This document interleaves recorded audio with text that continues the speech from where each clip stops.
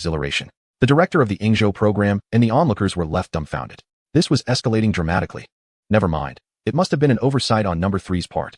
Let's all charge together. Number 1 seized a shuriken, now intent on taking the matter seriously. At that moment, Officer Mumu arrived at Changqiao with a contingent of fully armed officers, all on high alert. Look, up ahead. Officer Mumu's previously hurried steps came to an abrupt halt.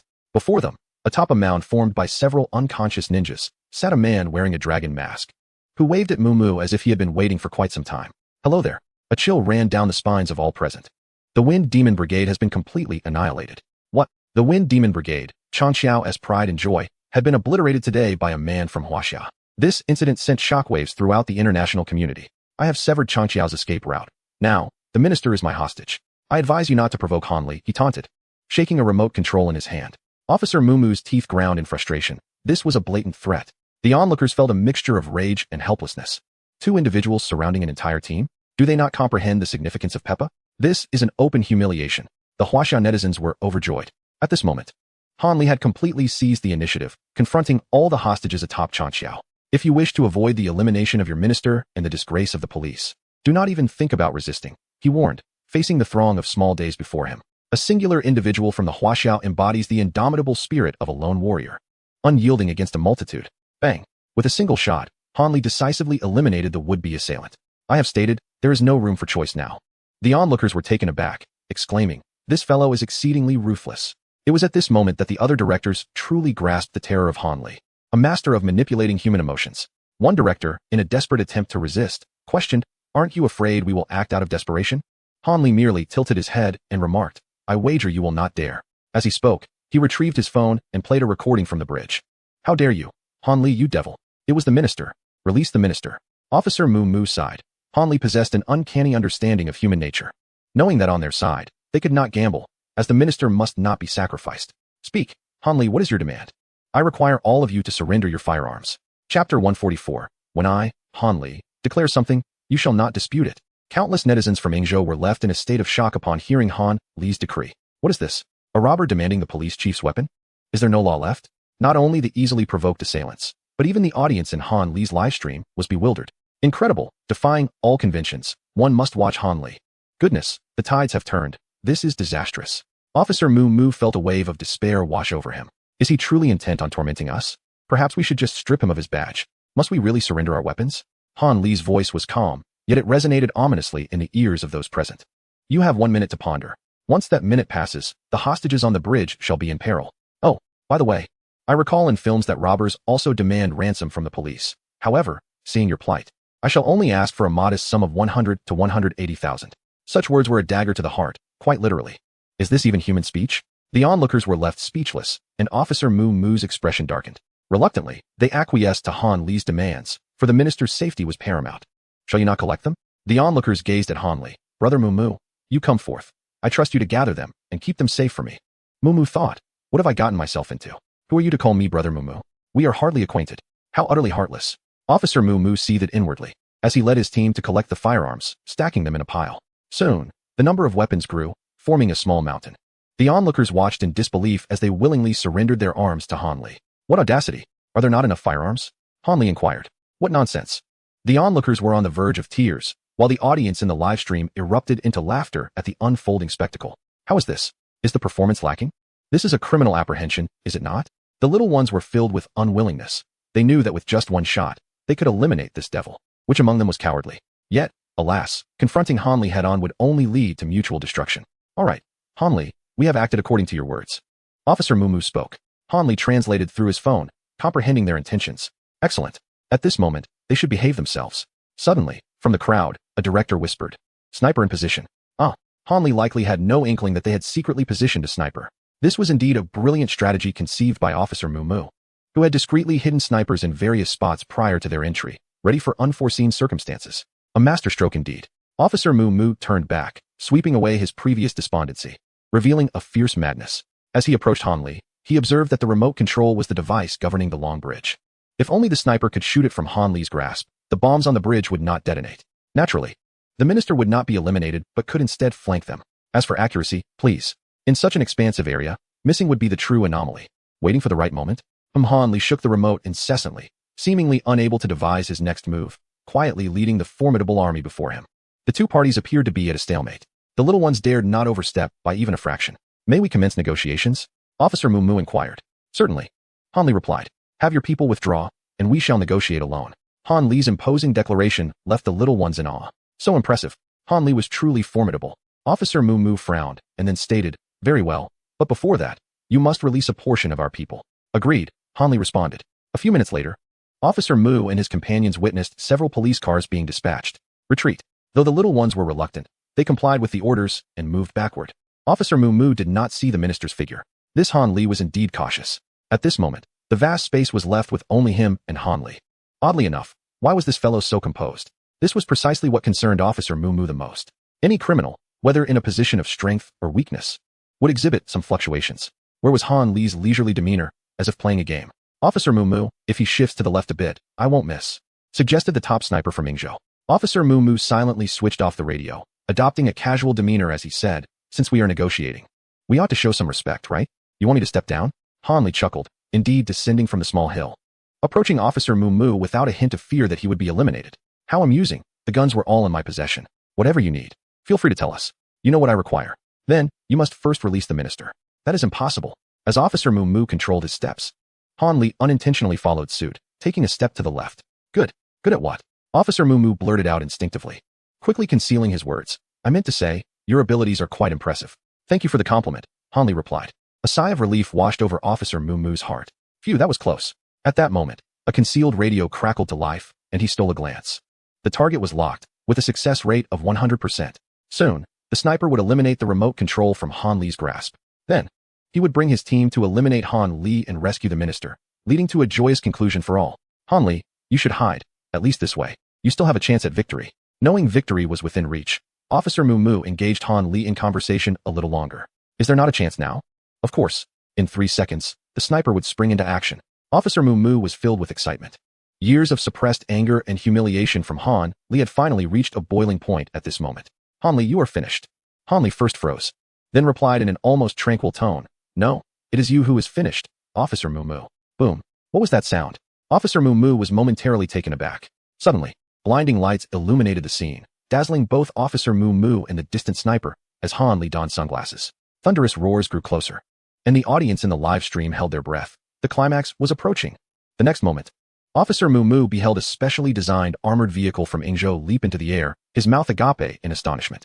Simultaneously, Han Li pulled up the hooked bag, leaped onto the vehicle, and closed the door. Boom. The armored vehicle surged forth, prompting Officer Mu Mu to hastily dodge aside. Bang, bang, bang.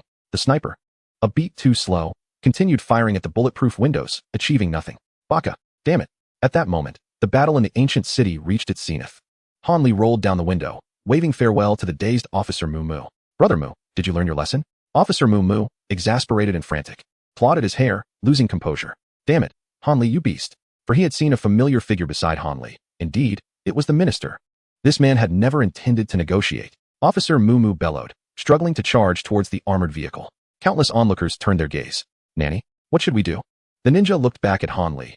Han Li, with an icy demeanor, replied, run them over. Chapter 145. Han Li flipped the chessboard. Yingzhou's emperor, in peril. Quick, stop Han Li. They are escaping with the minister. Officer Mu Mu, exhausted, collapsed onto the ground, picking up the radio to report to the other officers. Upon hearing this news, everyone felt as if struck by a bolt from the blue. The next moment, a brilliantly illuminated armored vehicle thundered down the slope, crashing to the ground like a massive beast staring them down, sending chills down the spines of the onlookers. Baka, stop. The directors hastily issued orders, knowing that if Han Li managed to escape with the minister, their hopes would be dashed. Are you serious, director? How do we stop him?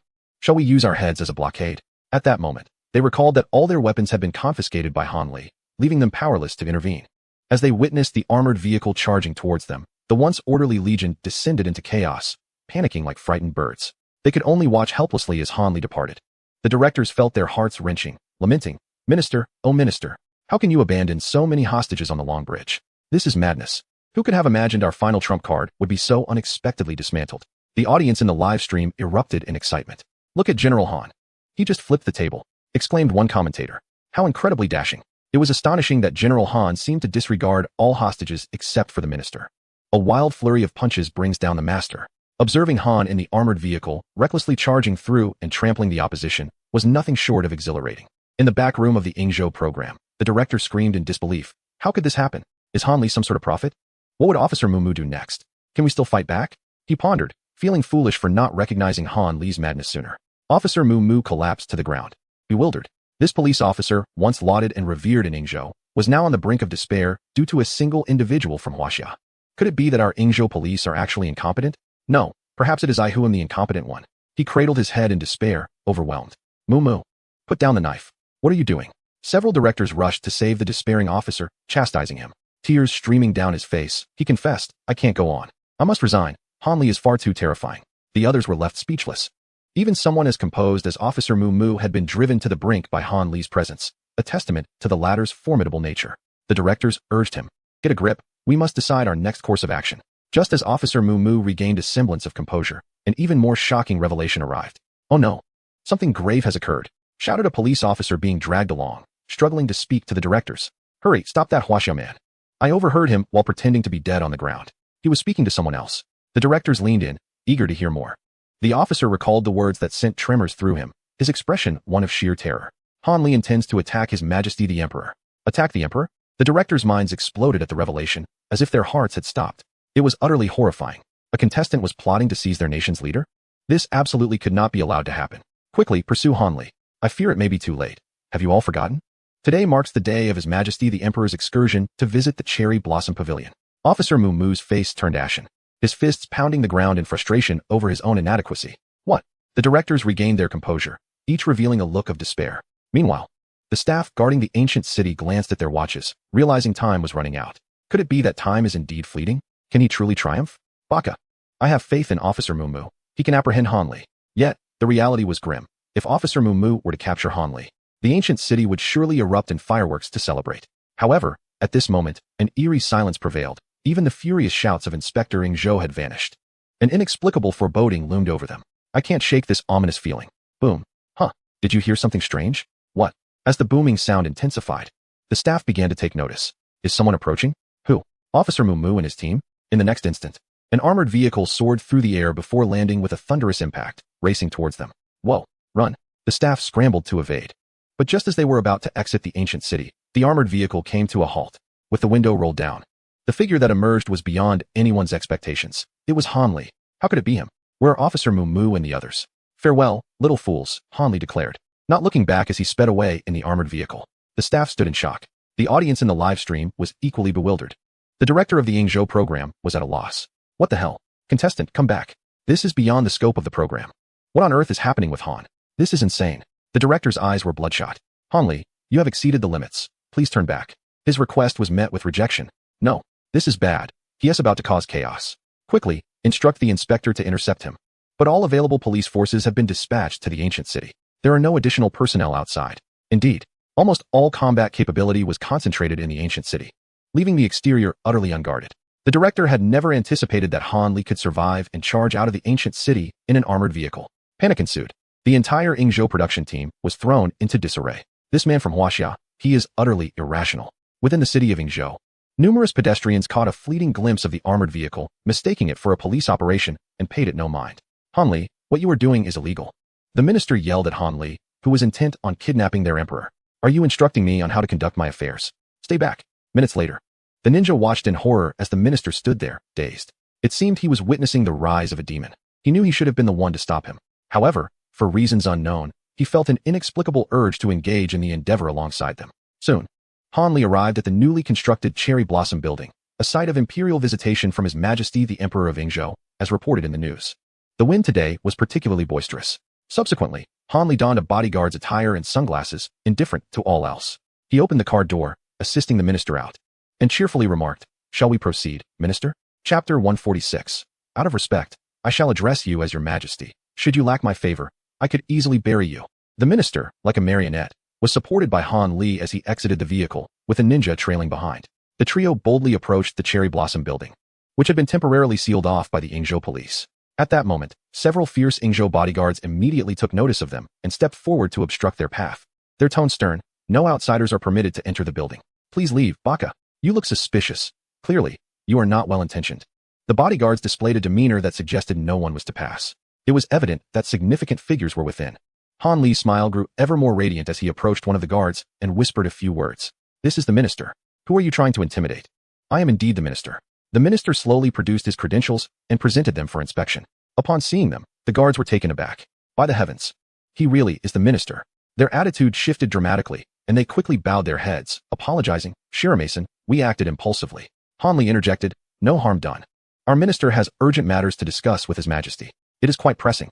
The bodyguards, not daring to delay, immediately allowed the three individuals to enter the building. Minister, walk slowly. Rest assured, we shall prevent any dangerous individuals from entering, they assured. Indeed, the minister has indicated that you should perform your duties diligently. Promotions and salary increases await you. Han Li encouraged the guards with a reassuring tone. The viewers in the live broadcast room were in a state of disbelief. Nanny? They were permitted entry just like that? I can't believe this. Am I dreaming? Han Li responded, it is you who allowed me to enter. Upon entering the building, Han Li and his companions learned that the patrolling emperor was currently surveying the surroundings, and through the minister's authority, they secured access to the makeshift lounge prepared for His Majesty. Excellent. Please inform His Majesty that our minister wishes to speak with him. Han Li remarked, by the way. Sir, your accent is quite distinctive. Han Li replied, cough, cough. I am of mixed heritage. Ah, I see. The officer scratched his head in confusion and went to report this news to the emperor. Meanwhile, Han Li instructed the ninja to escort the minister to the 7th floor hall to await further developments, diverting attention from their true intentions. And what about you? The ninja inquired. I shall stir up some intrigue. Han Li waved goodbye as he entered the elevator. Next, he prepared for the grand finale. On the 7th floor, a large group surrounded an elderly gentleman dressed in a well-tailored suit, moving at a deliberate pace, with everyone following closely behind, hesitant to hasten. The economy of Yingzhou is thriving, one commented. Indeed, but it still remains too distant from Huaxia, another lamented. The others gazed at the elderly man with a mix of fear and disdain, silently cursing. Baka, speaking such blunt truths will lead to one's demise. I apologize, Your Majesty. The individual was so terrified that he fell to his knees, pleading for mercy. The emperor displayed a benevolent smile, assisting him to rise and reassuring him, stand up. Speaking of which, there is a rather popular program lately called Crime Roleplay. Are you familiar with it? The emperor smiled. Indeed. There is a rather troublesome criminal over in Huaxia who has eluded capture. It seems he has crossed over to our side. Hasn't he? With a chuckle, the emperor remarked, the criminal whom Huaxia cannot apprehend will soon be seized by us here in Yingzhou. Ladies and gentlemen, does this not signify that our police force surpasses that of Huaxia? The crowd readily agreed. Yes, indeed. Our police force in Yingzhou is superior to that of Huaxia. All thanks to His Majesty. Han Li will surely be caught by us. The emperor's confidence stemmed from having just received a secret message from the head of operations, indicating that the minister in charge of the Night of the 100 Demons operation had come to see him. With the minister's arrival, did this not suggest that Han Li had been captured? What splendid news. Very well, I am weary and shall retreat to the lounge for a moment. We shall meet again shortly. Given his advanced age and frail health, the emperor bid farewell to the assembly and hurriedly departed. As he strolled leisurely along the path, he noticed that the bodyguards who had previously stood watch had vanished. Somewhat taken aback, he mused, where have they gone? However, he dismissed the thought and entered the lounge prepared for him by the head of operations, shedding his garments and reclining on the sofa, exhaling deeply. What a truly splendid day, he reflected, contemplating how to manipulate Han Li to severely undermine the Huaxia police force. Suddenly, an unusual sound reached his ears. The emperor turned instinctively, alert, and followed the source of the noise, hearing a series of beeping sounds. Beep, beep. What is that? It resembles an alarm. Yet there is no such device here. Puzzled, he considered that his security detail was outside. Could it be a malfunctioning device? Outside the Sakura building, several bodyguards noticed a few police cars hurrying to the scene. A man stepped out, appearing somewhat slick, sporting a mustache, followed by a cadre of officers. Officers, what brings you here? They instantly recognized these individuals as members of the police force. However, they were responsible for this area. Why would the police come here? I received word from Officer Mumu that Han Li has escaped from the ancient city and is attempting to abduct His Majesty. Upon hearing this, the bodyguards were utterly astonished. What? Kidnapping a national leader? Has this individual lost his mind? Panic ensued when one bodyguard rushed out, his face pale. The surveillance on the 7th floor has gone dark. We must hurry. What? That is the floor where His Majesty is located. In an instant, chaos erupted as everyone rushed towards the 7th floor, only to discover countless unconscious bodyguards piled together like corpses. A disaster has occurred. Several bodyguards examined the scene, recoiling in horror at the sight. Bombs have been planted in numerous locations. Good heavens, it's on a countdown, they exclaimed, aghast. The 7th floor was indeed riddled with explosives, causing the onlookers to gasp in dread as they felt a chill run down their spines. Where did all these bombs come from? How do we not notice? Countless netizens from Yingzhou, viewing the scene through the perspective of Xiaowu, were utterly bewildered. Is this for real? Baka, what on earth has transpired? So many explosives. Are they intending to obliterate the entire building? This is simply terrifying. Hanli has gone mad. When it involves the emperor, the hearts of the Ingzhou citizens feel as though they are being gripped tightly. Many young individuals, just waking from slumber, unlock their phones, only to be greeted by the headline. I, Han Li, have kidnapped the emperor. Surely, I must still be dreaming. Baka, it's actually true. This is simply explosive. Countless media outlets rushed to disseminate what is undeniably the most thrilling event in Ingzhou's history. The revered symbol of Ingzhou, the emperor, has been taken hostage by a criminal masquerading as a mere passerby, wielding an array of explosives. As the director of the Ingzhou production team received a flurry of calls from higher-ups, he stood there, jaw agape, utterly dumbfounded. Han Li had spiraled out of control. Director of Huaxia, kindly take your people away. The Huaxia director waved dismissively. Hey, according to the program, there has been no violation. How can I just take them away? Brother, I implore you. Han Li listens to you. Return to Huaxia, will you? The Huaxia director wore a mischievous grin. It's not that I don't want to help you, Han Li, but once this guy goes berserk, there is no stopping him. Baka, this is about to become a colossal crisis. Just as the world outside succumbed to this sensational news, in the lounge, a young man casually slurped his beef noodles as though at home. Aren't you going to eat? Han Li glanced up at the elderly man opposite him, puzzled. He asked, this noodle is so delicious. Why aren't you eating? The elderly man, holding the bowl of beef noodles, was the emperor, a 70-year-old man, now flushed with humiliation, feeling a level of disgrace he had never known. The one who had mocked him moments ago was now mocking him back. How could this Han Li appear before him? Have you considered the consequences? How dare you take me, the emperor, hostage? Isn't that tantamount to courting death? A wave of authority swept over the room, a presence so imposing that any ordinary person would likely have been paralyzed with fear. Yet, Han Li remained unfazed. He even wiped his mouth, set down his napkin, and smilingly remarked, out of respect, I shall address you as emperor. Without respect, I would send you to your grave. Understand, the emperor? The audience in the live stream erupted. Han Li declared, out of respect, I shall call you emperor. Without respect, I would send you to your eternal rest. How domineering. I adore this. With me, General Han, before and the heavens behind. Who could possibly be more formidable than me? General Han. This time, Han Li has taken hostage the very symbol of Ingzhou's supreme power. Such audacity is simply breathtaking. In the next moment, Han Li produced a remote control and addressed the elderly man. This building is surrounded by me. And you are my hostage. The emperor's heart suddenly constricted. Chapter 147. Damn it. Once again, I have been outmaneuvered. The emperor clutched his chest, his anger causing his abdomen to rise and fall violently, on the verge of bursting with rage. You scoundrel. Simultaneously, the elderly man felt a surge of terror. How had Han Li gained entry? Bodyguards, bodyguards. Cease your shouting. I have incapacitated them all. What?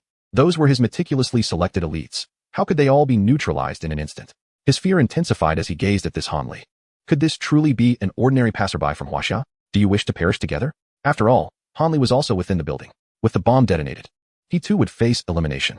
Suddenly, the emperor regained his composure. As a person of high standing, he had witnessed far more tumultuous events. What do you intend to do? Shoo. Han Li raised a finger, signaling him to silence. I have already stated, you are merely my hostage. You. Bang. In the next moment, the specially crafted firearm in Han Li's hand discharged, striking the emperor's knee with pinpoint accuracy, sending waves of pain through him. The emperor clutched his knee. Unable to withstand such excruciating agony, his eyes wide with shock. According to the rules of the program, Han Li had now rendered him incapacitated in one leg. This audacious individual truly dared to act. The audience in the live stream collectively gasped. Goodness, how ruthless. Our Han is not one to be trifled with. He directly crippled a leg. Bakayaro, are you serious? Meanwhile, Kojiro reported the situation over the phone to Officer Mumu and the others still in the ancient city. Why haven't they exited the ancient city yet? Because Han Li had slashed the tires of their vehicle. Upon hearing this, Officer Mumu appeared utterly despondent. Woe is me. What shall we do? Everyone, I shall draft my resignation letter. Is that truly necessary? Officer Mumu, have you succumbed to despair at Han Li's hands? The multitude of explosives was simply insurmountable. The bodyguards immediately contacted bomb disposal experts, but their arrival would take time. We must rush in and rescue His Majesty. The bodyguards surged forward. The esteemed ruler of Ingzhou, their beloved emperor, was now being held hostage by a mere passerby from Huaxia. Calm down. Such recklessness could lead him to detonate the explosives. Kojiro halted the bodyguards, his mind racing with strategies. The adversary undoubtedly had accomplices. It was impossible for one individual to orchestrate such a complex arrangement of bombs. Damn it, this Han Li is proving to be exceedingly troublesome on our first encounter. He offers no opportunity for negotiation. As Kojiro's analysis unfolded, the surrounding bodyguards felt chills run down their spines, a wave of goosebumps washing over them. This Han Li was terrifying indeed. Bakayaro, even international terrorists do not compare to his ferocity. Indeed, These seasoned bodyguards, accustomed to the global stage, acknowledged Han Li's formidable prowess. Countless Yingzhou netizens, initially oblivious, were now acutely aware of the magnitude of this revelation. My heavens, Han Li has executed a masterstroke from Huaxia. They knelt in reverence, awed by this Huaxiao individual, who was simply extraordinary. Bacchiaro, this Huaxia man seems to anticipate every move. He is practically a monster. Fear and admiration mingled among the Yingzhou netizens. Initially disdainful of Han Li's audacity, they soon realized, time and again, that they could not contend with him. Not even the emperor could. As the bomb disposal experts arrived, a flicker of hope ignited among the crowd. However, upon witnessing the multitude of explosives, their optimism was swiftly extinguished. Such an overwhelming task. His Majesty the Emperor will reward us handsomely, exclaimed Kojiro. Baka, it's ignited.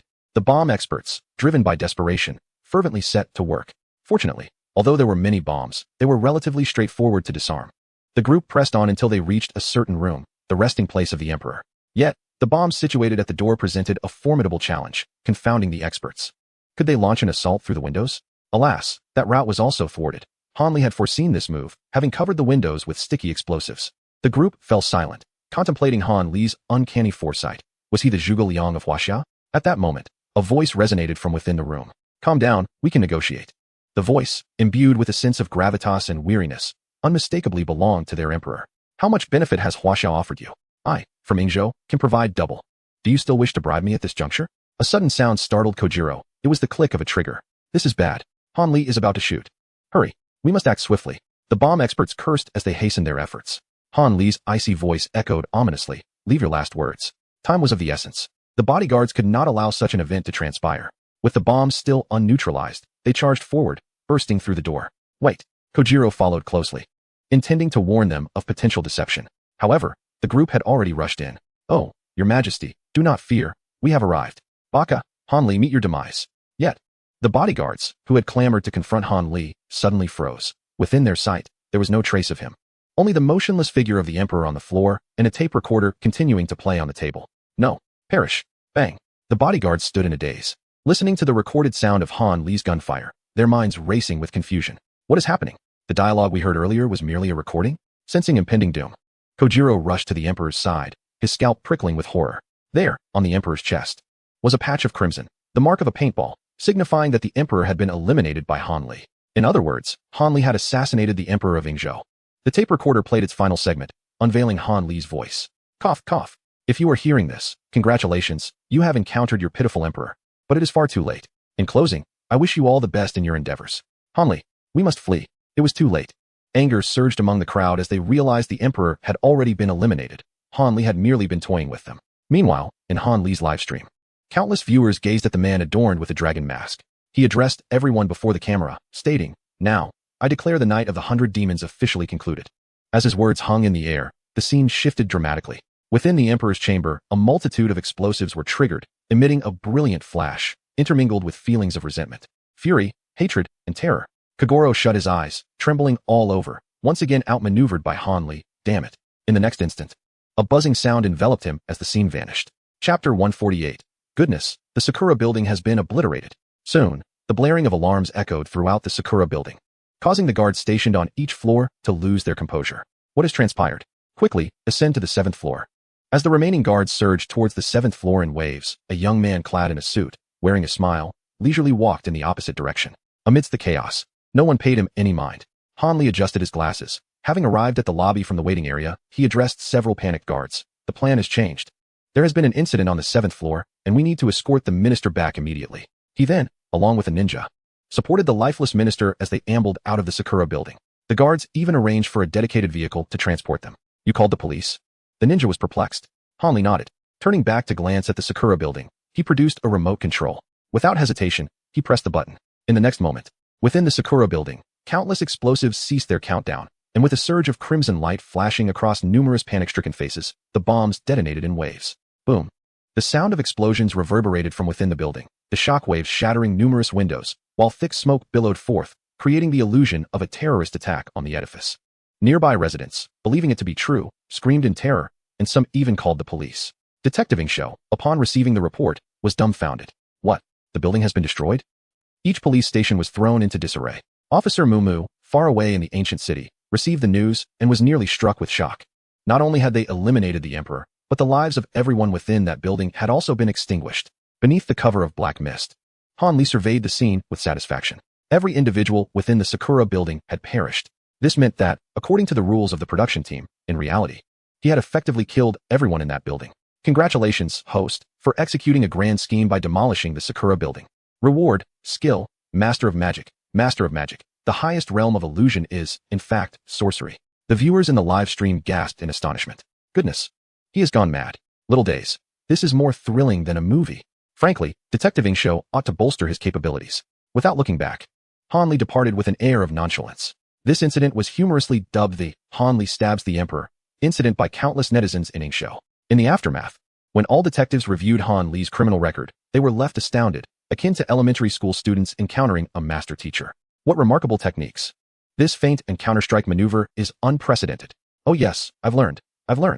As the detectives in Ingsho gaped with fervent eyes, Officer Mumu sat on the podium, smoking a cigarette, feeling immensely frustrated. What is this? A slap followed by a treat? What on earth is happening? Undoubtedly. While the face of the Ingsho police chief has vanished, much has been gleaned from Han Li. Where are my points? Where are my rewards? One Ingsho contestant, having been eliminated, has yet to receive his prize and is causing a commotion. The staff, feeling helpless, said, I understand your urgency, but allow me to be anxious first. We genuinely cannot release the funds. Why? The staff pointed to another room, indicating, that person in there has bankrupted us. The contestant, infuriated, was determined to discover which competitor dared to act so brazenly. Upon hearing, he realized it was someone from Huaxia. Let me teach him a lesson. Staff member, Han Li. The contestant abruptly halted. What did you say his name was? Han Li? Baka. I don't want this money anymore. You mice are to blame. The contestant fled as if he had seen a ghost.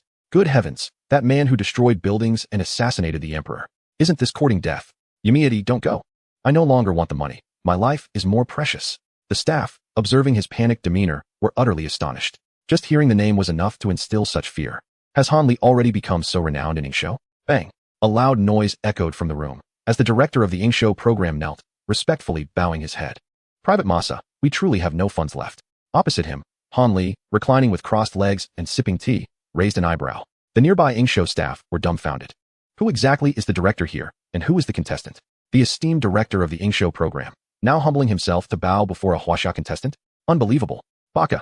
It is my first time witnessing a contestant so formidable. Of course, he is Han Li. The Ingsho director, rubbing his hands together, asked with a smile, do you accept installment payments? The audience in the live broadcast.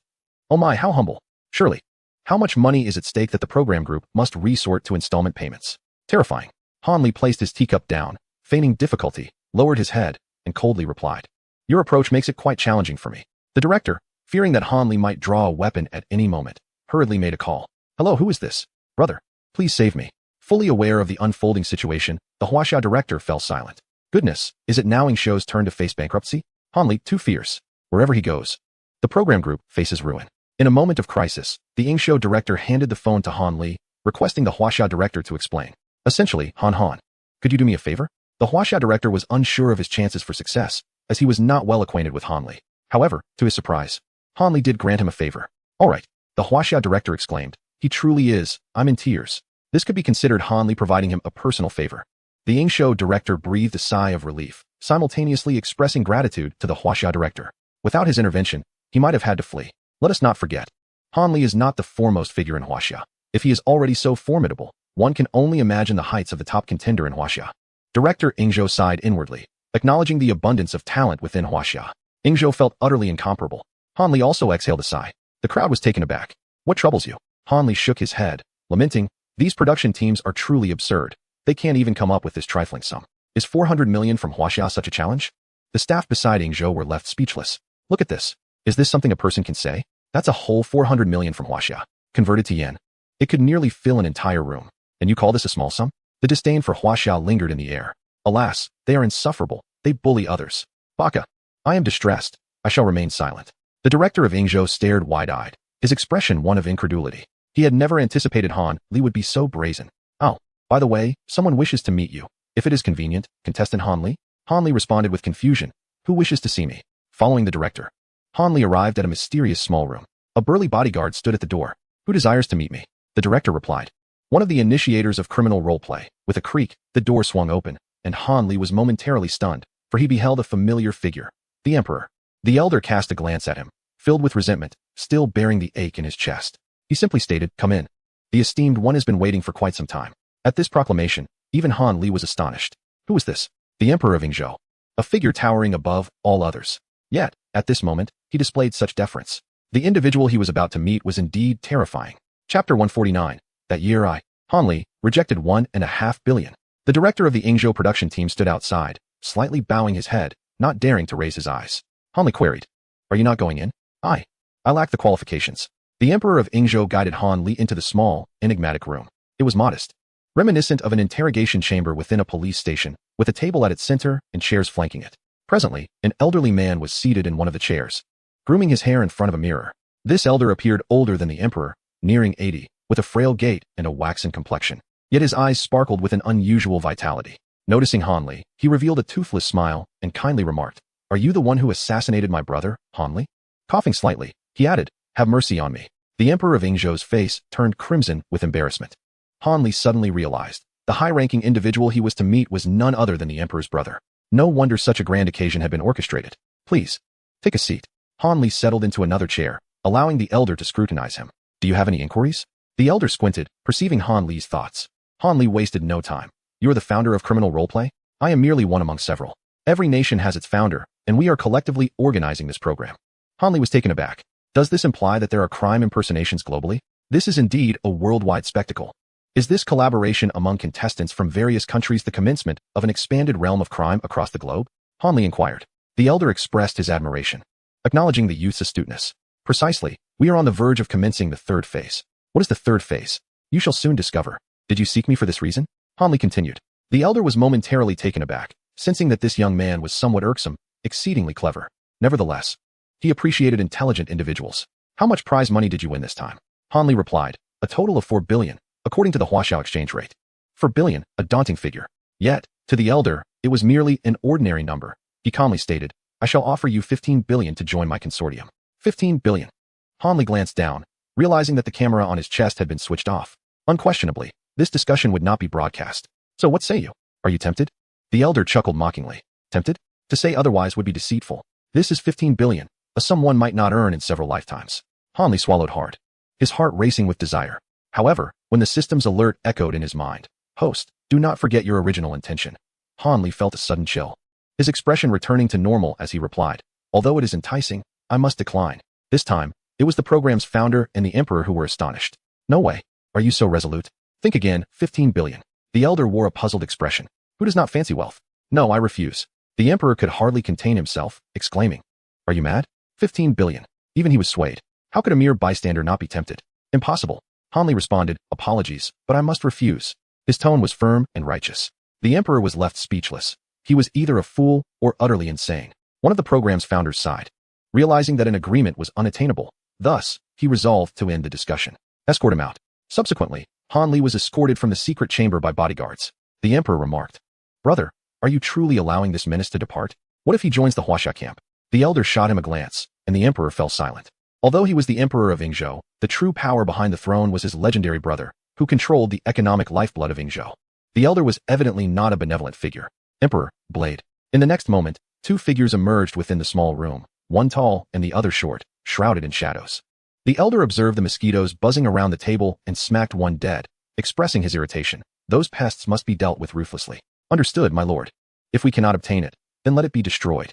Days later, amidst the curses of countless Yingzhou citizens, Han Li reluctantly boarded a plane back to Huaxia. No other reason. If Han Li does not leave soon, Yingzhou is likely to descend into chaos. Can you believe that Officer Mu Mu has been forced into retirement because of him? Even more astonishing is the media's relentless dissemination of all his actions in Yingzhou. Well, he has certainly become a household name. Director Jiang of the Donyang District Police Bureau in Huaxia. Upon seeing the newspaper headline proclaiming that Han Li had blown up the Sakura building, nearly choked on his drink. "Good heavens, this kid has started blowing up buildings?" he exclaimed in disbelief. The situation in City C erupted into an uproar over this news. One could only imagine that General Han had set out to assassinate the emperor of the Little Sun Nation. Joking aside, the mere fact that Han Li had slapped the Little Sun Nation in the face brought them great satisfaction. Across the globe, police departments in various countries observed Han Li's remarkable feats, their brows furrowing in concern. Their hearts raced with anxiety. This Huaxiao individual is incredibly formidable. It seems Huaxia has gained yet another valiant warrior. Many competitors from different nations took note of Han Li's name, particularly the leaders from Country M, who swiftly issued orders to classify Han Li as a 5-star international criminal. Before long, the world was left in shock. Please, Han Li, do hurry and leave. If you don't, our Yingzhou police officers will be wiped out. The director of Yingzhou clung to Han Li's leg, weeping profusely, as if fearing for his very existence. Baka, if our police force is entirely eliminated, what will happen to our show? How will we obtain your funding? Han Li found it difficult to refute such reasoning. It seemed quite valid. He acquiesced to the director's pleas and agreed to return to Huaxia. Before departing, he bid farewell to Spider and the others. When Chu Zhizai saw him, he looked at him as if he were a ghost, claiming he was possessed by a demon and was too afraid to meet him. Spider, however, left him her contact number, saying they might meet again in the future. If he were to cause any trouble, he should not forget to bring her along. As for the ninja, he had promised to teach Han Li a few moves, but he had yet to learn them. TSK.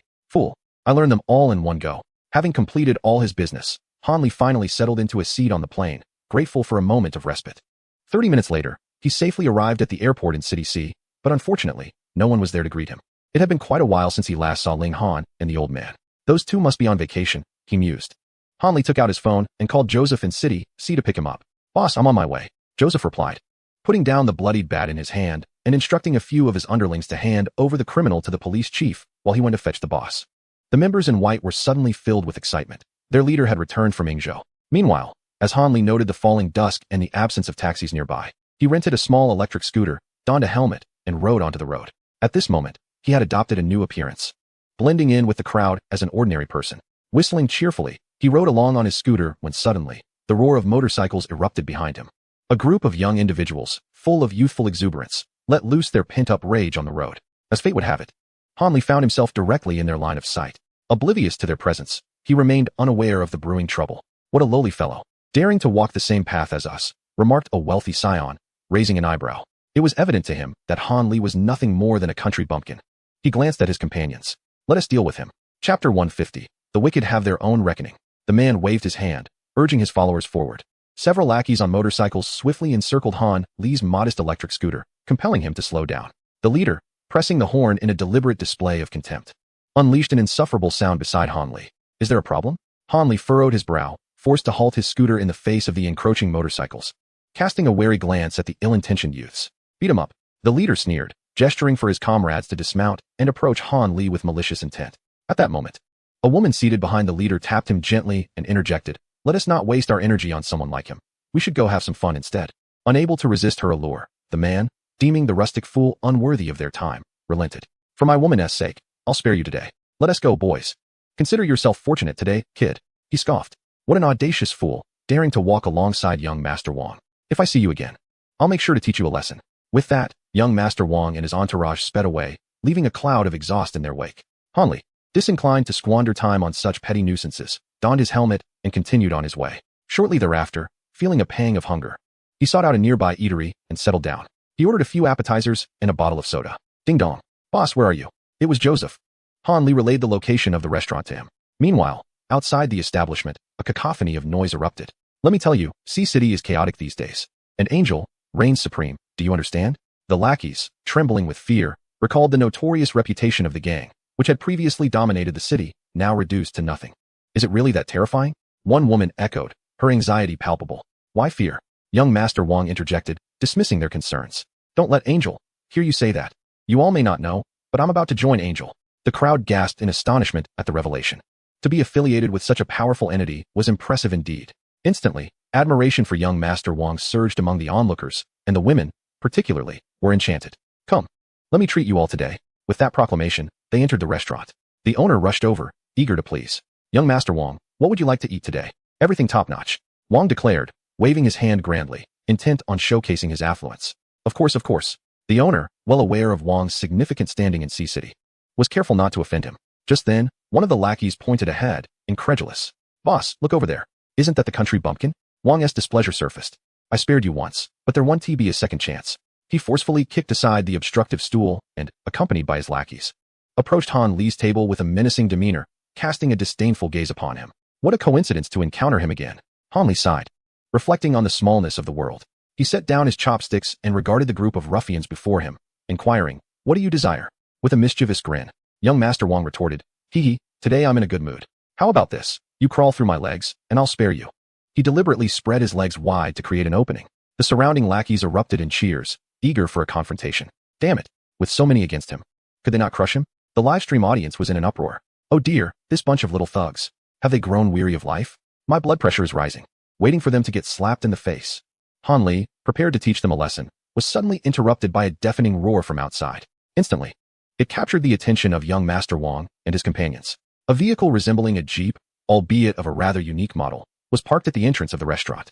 However, upon seeing this car, both young Master Wang and the restaurant owner were taken aback, stepping back in fright, cold sweat trickling down their backs. Only the woman, new to Sea City, appeared puzzled and questioned, "Isn't it just a jeep? What is there to fear?" One of the lackeys timidly replied, "This jeep is the only one in Sea City. No one else dares to drive it. Can you guess why?" Nods of understanding rippled through the crowd. Because its owner is the representative of the angel. The woman gasped in horror, covering her mouth and nose, hurriedly retreating behind young Master Wang. Even he was visibly shaken, trembling at the realization of the gravity of the situation. This was a person of great significance. With a loud bang, the door swung open, revealing a burly foreign man wearing an eye patch, puffing on a cigar while surveying the surroundings. He exhaled sharply, "Fuck, what a shabby restaurant." Behind him, over 10 men in identical white suits and sunglasses entered the establishment, exuding an aura reminiscent of the mafia. Fear engulfed young Master Wang and his companions, causing them to tremble uncontrollably. This was the real deal. That must be Joseph, right? Young Master Wang swallowed hard, paralyzed by fear, too terrified to move, lest he attract the attention of such a formidable figure. Perhaps they were merely here for a meal. In the next moment, Joseph strode purposefully towards them. "Oh no, he is coming this way." Young Master Wang's lackeys cried out in panic. "What do we do?" His mind blank. Young Master Wang was overwhelmed by the realization that he had caught the eye of the angel's representative. This was disastrous. As Joseph approached, the young ruffians were so tense that they scarcely dared to breathe, resembling stone statues. They hurriedly lowered their heads, avoiding any eye contact. Joseph passed by the group of ruffians, completely disregarding them, and continued towards a young man seated at a table. Removing the cigar from his mouth, he bowed slightly before the young man, addressing him with utmost respect. "Boss. Boss." Behind him, over a dozen followers shouted loudly. Wang Xiao and the others were stunned, gazing at the young man they had previously dismissed as a simpleton, Joseph. To their astonishment, he addressed him as boss? Their hearts nearly stopped. They could hardly fathom that this young man was the leader of angels. Oh heavens! Wang Xiao felt an overwhelming sense of despair. He wished he could strike himself for having stirred up such trouble. The audience in the live stream witnessed this scene and relished it. Delightful. They reveled in the sight of someone who bullied the weak, yet feared the strong. Han Li wiped his mouth and turned to the bending Joseph, saying, "Let us go. This way, please." Han Li stood up, and Joseph could only follow behind, feeling like a subordinate trailing his elder brother. As they passed by Wang Xiao and his companions, who were too frightened to move, Han Li paused and addressed Wang Xiao. "What is your name?" I am Wang Chuanyin," he stammered. Han Li extended his hand, causing Wang Xiao to tremble in fear. He hesitated momentarily before shakily grasping Han Li's hand, which felt icy. "Very well, I shall remember you." That brief handshake nearly cost Wang Chuanyin his life. After Han Li and his group left, Wang Xiao collapsed to the ground, gasping for breath, drenched in sweat, as if he had aged several years. "Wang Xiao, I've wet my pants. We must leave quickly. This is terrifying." They had stirred up a formidable figure. "Let us get out of here." Upon exiting, Wang Xiao and his companions discovered their motorcycles had been utterly destroyed. A member of Angels approached them, handing over a bundle of cash as compensation, and said, "Our boss mentioned, what caliber dares to walk the same path as him? Furthermore, remember to answer a call shortly. It's from the boss." A call. Soon enough, Wang Xiao's phone rang, and he hurriedly answered, only to find it was his father, the renowned business magnate of Sea City. Many granted his family respect. Yet now, his legendary father was sobbing like a 3-year-old, cursing him. "You little brat. Who have you offended? I've been arrested. You better run." Upon hearing this, Wang Xiao felt the ground beneath him give way, just as he stepped out. Evidence of his father's embezzlement over the years had been uncovered and handed to the police. In an instant, he collapsed, devastated. The family fortune his father had painstakingly built over the years had been obliterated by Angels in mere minutes. All because of him. "Oh, old man. May you strike me down. It's all over. Everything is ruined." Wang Xiao fainted in agony, foaming at the mouth. "Wang Xiao? What's wrong? Quick, call an ambulance." Chapter 151. Unforeseen Crisis in the Shadows. On the road, Han Li sat in the car, gazing at a nearby skyscraper emblazoned with Angel Investments. He was somewhat astonished. "You actually pulled it off? It's all thanks to the boss. Without your funds, where would Angel Investments be?" Joseph felt a surge of delight within, thinking to himself, "How impressive am I?" Indeed, Han Li had invested the prize money he won from the show into establishing a company. Presently, it was entrusted to Joseph and the Angel for management, marking a significant transformation. The angel investment was engaged in numerous charitable endeavors, making substantial contributions to City C. Joseph inquired, "By the way, how was your trip to Ingzhou?" Han Li scoffed, "Not much, just blew up a building and assassinated the emperor, nothing too remarkable." Joseph was nearly thrown off balance, his eyes widening in shock as he gazed at the seemingly unfazed Han Li. "Goodness, boss, are you even human? That's extraordinary. No wonder you're the man who could make Joseph submit." 30 minutes later, upon arriving home, Han Li found Joseph bowing to his subordinates before taking his leave. Standing at his doorstep, Han Li retrieved his keys, pondering whether Ling Han and the elder were preparing a surprise for him. However, as he swung the door open, darkness enveloped him. He could not see his own hand before his face. Strangely, as he stepped inside, a chill ran down his spine due to the unmistakable scent of blood wafting through the air. When he attempted to switch on the lights, a burst of flames erupted in the darkness. Han Li activated his skill, agile hands, swiftly pivoting to narrowly evade a gunshot. The rapid bullet grazed his cheek, leaving a trace of paint. A gun? Han Li's heart raced. There were others in the house. Gunfire erupted, bullets striking like arrows, each aimed at Han Li's vital points. Yet, he deftly dodged each one, discerning that these were special paint bullets from the production crew. Contestants? It seemed they had premeditated this attack. Taking cover behind the sofa, Han Li contemplated the implications of someone knowing his address when suddenly, a metallic sound tore through the fabric of the sofa above him. A blade came crashing down. Han Li narrowly evaded it. At that moment, he retrieved a simple flashbang from his belongings and hurled it forward. Bang! In an instant, the flashbang exploded, a blinding light filling the room. Under the illumination, a tall man dressed in a Japanese uniform and wearing a cap turned, clearly unprepared for Han Li's counteraction. The audience in the live stream witnessed the unfolding chaos. "What the hell? Just got home, and I'm ambushed? Mr. Han, danger! Who dares to be so reckless? Wait, is that a katana in his hand?" The man gripped the katana firmly with both hands, quickly acclimating to the flash and fixating on Han Li, coldly stating, "One strike, let me take a swing." In the next moment, he drew back, the katana poised, gathering strength. Han Li gasped. Was that not the Aikido he often watched on television? Neon, had they come to hunt him down? To be candid, I too possess a skill in Aikido. Han Li reached behind him, mimicking the act of drawing a sword. What? The samurai was taken aback.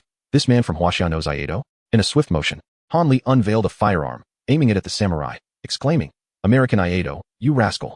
The samurai stood frozen, stunned by this unconventional approach. Baka, such disregard for martial ethics. Bang!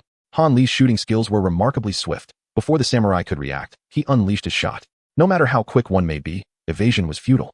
Indeed, the bullet was poised to strike the samurai. Just then, a peculiar gunshot echoed. A golden bullet emerged, traveling at a velocity that rivaled Han Li's own, colliding in midair and neutralizing the threat. Han Li, is there an ally present? The samurai, unfazed, charged at Han Li with dual blades, his technique ruthless. In an instant, the room was left in disarray, an enormous sofa, cleaved in two. To make matters worse, a hidden assailant fired from the shadows. Caught off guard, Han Li found himself retreating under relentless pressure. The audience in the live stream. What is happening? Is our Han being overpowered? How dare they not face him one-on-one? Could it be that the little ones have come seeking vengeance? Bang! Just as Han Li fired a shot, it was countered effortlessly. The samurai followed up with dual strikes, leaving no room for reprieve. In the shadows, a girl clad in a hoodie, revealing her fair thighs and sporting short golden hair, giggled as she raised her golden gun, aiming it at Han Li. Her coordination with the samurai was impeccable. It appeared that Han Li was on the verge of elimination. Chapter 152. The temporary captain turns out to be Dongyang's chief constable? A man draped in a Japanese coat murmured in a dialect of Ingzhou, raising his katana to launch yet another fierce assault on Han Li. The woman codenamed Empress meticulously observed Han Li's every move, ready to strike with lethal precision amidst the chaos. Just then, a figure burst through the adjacent window, shattering the glass into the air, and without hesitation, charged at the woman brandishing the gun in the corner. Startled, she exclaimed, "Who are you?" In their scheme, they had anticipated no other allies. The mysterious figure ignored her, seizing a metal rod and swinging it towards her. The impact of the rod was so forceful that she had no choice but to cease her attack and defend herself. Yet, she still suffered a blow, crashing against the wall behind her. Bang! The woman coughed up blood in agony. The tremendous noise alerted the two combatants in the room. This is bad. Something has gone awry. The samurai gritted his teeth, like a beast, swinging his blade with all his might. There could be no delay. However, this time, Han Li was free from the threat of distant gunfire. He remained unperturbed in the face of the descending blade, intentionally waiting until it approached his shoulder. He suddenly pulled the trigger with his left hand from behind. Bang! The bullet was fired. Impartial and precise, the strike landed squarely on the opponent's blade, delivering a momentary force that sent the katana flying. The quick-reacting samurai swung his other blade with immediate ferocity. There was no evasion possible. Flash! It struck true. Before the samurai could revel in his success, a frown creased his brow, and his eyes widened in disbelief. What he had struck was nothing more than a coat. How could this be? Hey, I'm right here. In the next instant, the samurai looked down to find Han Li's fist aimed directly at his jaw, a forceful blow. Bang! The punch sent the warrior from Ingzhou reeling, blood spilling from his mouth as he hurtled backward. This single strike left the samurai in a state of bewilderment. The two figures locked in a standoff in the corner were equally astonished. A punch from a superhuman? Seizing the opportunity created by Han Li's punch, the injured emperor reacted swiftly, producing a smoke bomb and firing several shots to drive back his adversaries. Have they fled? Han Li realized that the Ingzhou warrior and his companion had vanished. At that moment, he also noticed the silhouette in the darkness. The very figure that had just saved him. How do you wish to be addressed? The figure paused momentarily, responding coolly, Magic Police. As the words fell, a hush enveloped the room. Han Li.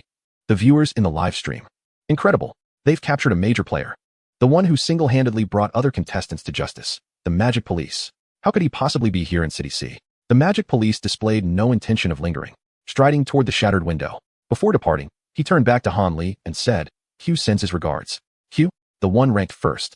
Before Han Li could inquire further, the figure leaped down, vanishing into the night. Thus, Ingzhou's plan to eliminate Han Li had met with failure. However, for Han Li, this night was rife with unanswered enigmas. How did the Ingzhou assassin ascertain his location? What is the connection between the Magic Police and Q? Why did he come to his aid? Han Li sensed a profound link between these mysteries and the impending third phase of the program. Well then, time to sleep. In City S, within the Danyang Police Department, a young man stood before Director Jiang, inquiring, how did it go? Profoundly beneficial, Li Yi replied. His recent trip to Ingzhou had been devoid of interference. He merely observed Han Li's performance and gleaned much from it. Indeed, progress is commendable, Director Jiang remarked. I plan to return to City C tomorrow to apprehend Han Li. Director Jiang shook his head. No need. Go hone your skills in City A. The cases there are quite challenging. As for City C, I have already dispatched personnel. Oh, who could possibly replace me as the captain of the squad? Li Yi asked, curiosity piqued. Director Jiang smiled mysteriously, uttering a single name, Lu Dong. Li Yi exclaimed instinctively, his fists clenching in excitement. He never expected him to return, the top officer of Danyang. This time, Han Li would surely face a formidable challenge. Lu Dong was far more seasoned than he was. In the past, he had not escaped unscathed from his encounters with him. A middle-aged man, yawning, muttered about who was thinking of him again, grumbling as he stood up and followed a police chief into a conference room. The director of C City, holding a file, entered the room with Captain Lu Dong from S City and addressed everyone with a clear voice. Ladies and gentlemen, allow me to formally introduce Captain Lu Dong, dispatched by the S City Police Department. Lu Dong, that notorious scoundrel? Incredible, he's my idol. While the police chiefs of C City may not have known the young Li Yi, they were certainly familiar with the name Lu Dong, the foremost captain of Danyang in S City. It was rumored that he single-handedly dismantled a criminal organization with his exceptionally shrewd tactics. Many of the C City police chiefs had reviewed his records. Greetings, everyone. Lu Dong waved his hand, appearing disheveled and unshaven. The onlookers were momentarily taken aback by his appearance. Why does he look like a beggar? This can't be right. I heard Lu Dong was quite handsome. Noticing the murmurs among the police chiefs, the director of C City grew anxious and awkwardly addressed Lu Dong. Please don't take it to heart. It'll get better in time. Not at all, Lu Dong replied nonchalantly, smiling. To be honest, I'm quite lazy and had no desire to come and clean up your mess in C City, you know? The director broke into a sweat, continuously wiping his brow. It was common knowledge that since Han Li arrived in C City, things spiraled out of control. Police stations were overwhelmed, criminal organizations were dismantled, and then a new angel emerged, obliterating rival factions. Now, one power reigned supreme, leaving even the director feeling powerless. Many speculated that the mastermind behind the angel was none other than Han Li. Just kidding. Our crime rate in C City has reached an all-time low this past month. How could it possibly be a mess? Lu Dong chuckled in response. Indeed. Thanks to Han Li, you can say that. Just as the police chiefs in C City were preparing to celebrate the arrival of their new captain, an unforeseen incident occurred. One officer received a call, urgently abandoning his work to rush into the conference room. He quietly informed the director, Wei Yi received news of a robbery on Nanhai Street. 4 armed robbers are causing a disturbance. The director was taken aback. This is bad. Upon hearing the news, the others immediately stood up, their expressions grave. This time, it was serious. Currently, there was one hostage involved. Having a hostage complicates matters. I'll handle it, Lu Dong suddenly announced, startling everyone present. Chapter 153, A Match of Equals, Operation Codename Lure the Snake Out of Its Hole. The director hurriedly interjected, Lu Dong. You've just arrived in C City and are still unfamiliar with the area. It's best to let others take the lead. Very well, the director was momentarily speechless. Did he take my polite suggestion seriously? Cough, cough. Well, that is what I said. I truly believe that with your capabilities, this should be a minor issue. Everyone realized that this case was assigned to Lu Dong by the director of C City for 2 reasons. First, to test his abilities and see if the rumors were indeed true, and second, to conserve the police force's resources, as they had been quite busy lately. Rest assured, we shall provide support from behind. Do exercise utmost caution, Comrade Lu Dong. Lu Dong clasped the director's hand, exchanged pleasantries, and then departed with a small team. These individuals, fresh graduates from the police academy, were rather inexperienced and harbored some discontent towards Lu Dong. 3 robbers, armed, with hostages. I propose we first assess their operational range, cordon off the area, and cut off their escape routes. We should adopt a strategy of attrition. I believe a swift strike would be more effective. Speed is essential, as they will be unable to react in time. Yet, the safety of the hostages must take precedence. The inexperienced officers noticed that Lu Dong, the leader, remained silent, engrossed in his game. This demeanor was decidedly poor. He must be a slacker. I heard he was formidable, but perhaps the rumors are exaggerated. The young officers resolved that they could handle the situation themselves. After a while, they arrived at the scene of the incident, where a sizable crowd had gathered. Wow. Real guns. Am I going to be on television? It can't be another job by President Han, can it? Shoo, I heard they're real robbers. The group of novices accessed the surveillance footage, tracking the 4 robbers. Look, they crossed the street and vanished into a residential building. Looks like Building 7. Evacuate the hostages and surround the area. With fervor, the team rushed towards Building 7. Inside the police car, Lu Dong set down his phone, glanced at the young officers, and chuckled. Youth is synonymous with recklessness. Upon arrival, they reported, no sign of them here, nor here. The group conducted a thorough search, but found no trace of the robbers. This was perplexing. Their figures had clearly appeared on the surveillance footage. Could they be on the top floor? Quite possibly. The team hastened to the uppermost floor, yet discovered no robbers in sight. They were bewildered. Where could they be?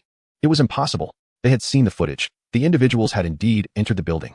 At that moment, a languid voice crackled through the radio. Novices, do you not realize that these robbers intentionally exposed themselves on the surveillance? What? Inside the vehicle, Lu Dong, observing the footage, immediately identified a discordant element on one screen. 3 men clad in maintenance uniforms were conspicuously hunched over, acting furtively. Their intent was to mislead you into Building 7, then disguise themselves as ordinary citizens and make their escape. This tactic should be quite familiar to UNC City, no? The young officers felt a chill run down their spines. They were well aware of this method. It was a signature move of the notorious criminal Han Li, known as drawing the tiger away from its mountain. Now, proceed to the 3rd floor immediately and intercept the 3 men in blue maintenance uniforms. Lu Dong's tone turned serious as he issued commands to the novices. Understood. Though they were somewhat skeptical, they complied and hurried to the 3rd floor. Indeed, they found the 3 suspicious individuals on the 3rd floor. We are officers from C-City, conducting an investigation. Please cooperate and show your identification. The 3 men exclaimed in alarm. What? Officers? How did they come to be here? In a moment, the 3 individuals became somewhat flustered. We are here to conduct repairs, one of them stammered. Lu Dong remarked. In this sweltering heat of 35 degrees, performing such laborious tasks without a single drop of sweat and lacking any calluses on their hands, it's evident they are not maintenance workers. Seize them. Several newcomers swiftly surrounded the trio, guns drawn, and aimed at them. Behave yourselves, they commanded. No, we surrender. In an instant, the 3 men revealed their true colors, dropping to their knees with their hands raised in submission. They were, in fact, fleeing robbers. Unbelievable. Lu Dong is truly remarkable.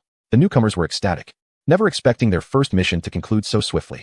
However, a moment later, a troubling realization struck. They have no stolen money in their bags. What? The crowd gasped in shock, discovering that the robbers had not a single cent on them. Instead, their bags were filled with stones. What is going on? The kneeling robbers were equally bewildered. What the hell? Stones? Not cash. Their leader must have betrayed them. The novices turned pale, frustration boiling within them. At the entrance of the community, a man pushing an ice cream cart hummed a merry tune, reveling in the fine day. As he stepped outside, he felt a sense of security wash over him. Those foolish officers can go eat dirt. Just as he was about to leave the entrance, a scruffy man suddenly appeared before him, eyeing the cart with a wide grin. Hey buddy, how much for the ice cream? Ha ha ha. I'm afraid we've sold out. The man scratched his head, looking somewhat distressed and eager to leave.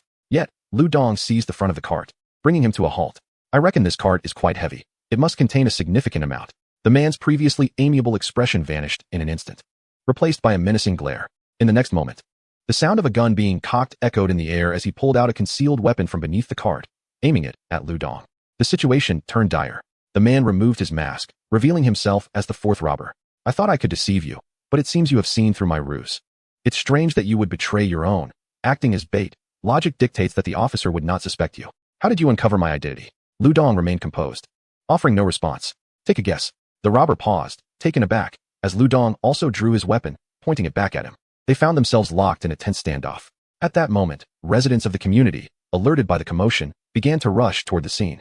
The robber, upon witnessing this, felt a surge of exhilaration. Divine intervention is on my side. Ha ha ha. I can probably take out several residents, don't you think, officer? At this juncture, the chief of Sea City, along with the other team leaders, observed the unfolding scenario through Lu Dong's camera, their hearts racing with concern. Oh dear. Lu Dong is acting too hastily. How did he discover the truth? What a shame. This robber is cunning and decisive, reminiscent of Han Li. If it were me, he would likely have escaped by now. Alas, it seems a mishap is imminent. We are in trouble, the chief exclaimed anxiously. He could not afford any misstep. Quick, send nearby officers for backup. Lu Dong is in a precarious situation. Overconfidence can be perilous. Without ascertaining the enemy's arsenal, one rashly engages. Yet, in the following moment, the once vulnerable Lu Dong suddenly erupted in laughter. This mirth unsettled the man, causing his heart to race with an ominous foreboding. Lu Dong raised a finger, pointing at the robber's forehead, his tone grave. General. Suddenly, the residents, who had approached out of curiosity, underwent a dramatic transformation, raising their firearms to aim at the robber. Moreover, a crimson dot appeared on the robber's forehead. Indeed, a sniper's aim. The robber, bewildered, exclaimed, "When did the civilians start carrying guns? I surrender." A wise man avoids immediate danger. As the dazed youths hurriedly arrived, they found the battle had already concluded, with the robber in shackles. Who are these? They inquired. Lu Dong replied, "My people," as over a dozen plainclothes officers behind him nodded in unison. They were the elite team from City S, codenamed Viper. Have you been lying in wait in this neighborhood all along, unbeknownst to us? Lu Dong yawned and nodded. The residents, the snipers above, everything had been meticulously arranged. His objective was merely to lure out the robber. The dazed youths were astounded. The directors of City C, witnessing this scene, gaped in disbelief. So, from the moment the case was reported, this intricate net had already been cast. Such foresight, how terrifying. Indeed, experience is invaluable. Countless officers from City C felt a chill run down their spines. Lu Dong's terrifying prowess lay in his penetrating gaze and cunning intellect. Absolutely remarkable. His abilities were on an entirely different level. It was entirely possible he could capture Han Li. Lu Dong truly deserved the title of the foremost in Danyang. The director of City C, his emotions fluctuating, acknowledged the exceptional talent of this junior.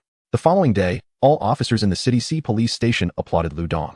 Each transformed into ardent admirers. The director incessantly praised him, declaring him a prodigy.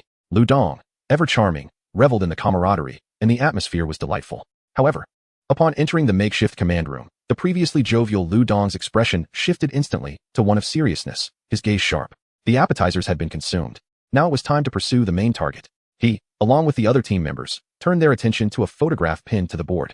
The image depicted a ruthless bandit wearing a Peppa Pig mask, wielding an AK-47, with a police officer beneath his feet. Surrounding him were an elderly man brandishing a knife and donning an Ultraman mask, and a timid-looking youth in a Mickey Mouse mask, accompanied by a group clad in white uniforms. At the bottom, Lu Dong inscribed a line. Operation Code, lure the snake out of its hole. Chapter 154, 100 billion golden cruise ship. This game is grand. Lure the snake out of its hole. In the expansive conference room, the director of City C scrutinized the plan in his hands, perplexed, as he turned to the proposer of this strategy, the temporary captain, Lu Dong. You have long been ensnared in a misconception, Lu Dong began, standing up to address the assembly. I pose to you a question. Why is it that we cannot apprehend Han Li? Or rather, what is the most significant impediment? An impediment, you say? It is rather straightforward. A captain decisively interjected. This fellow's disguise skills are exceedingly troublesome. We can hardly ascertain his whereabouts. In one moment, he may be battling for his life, and in the next, Han Li could be masquerading as a benevolent elderly lady, casually crossing the street before your very eyes. It is truly terrifying. Indeed, we have exerted ourselves in our pursuit, yet he eludes us. Many captains nodded in agreement, yet Lu Dong wore a disdainful expression, shaking his head as he declared, "This is your misconception."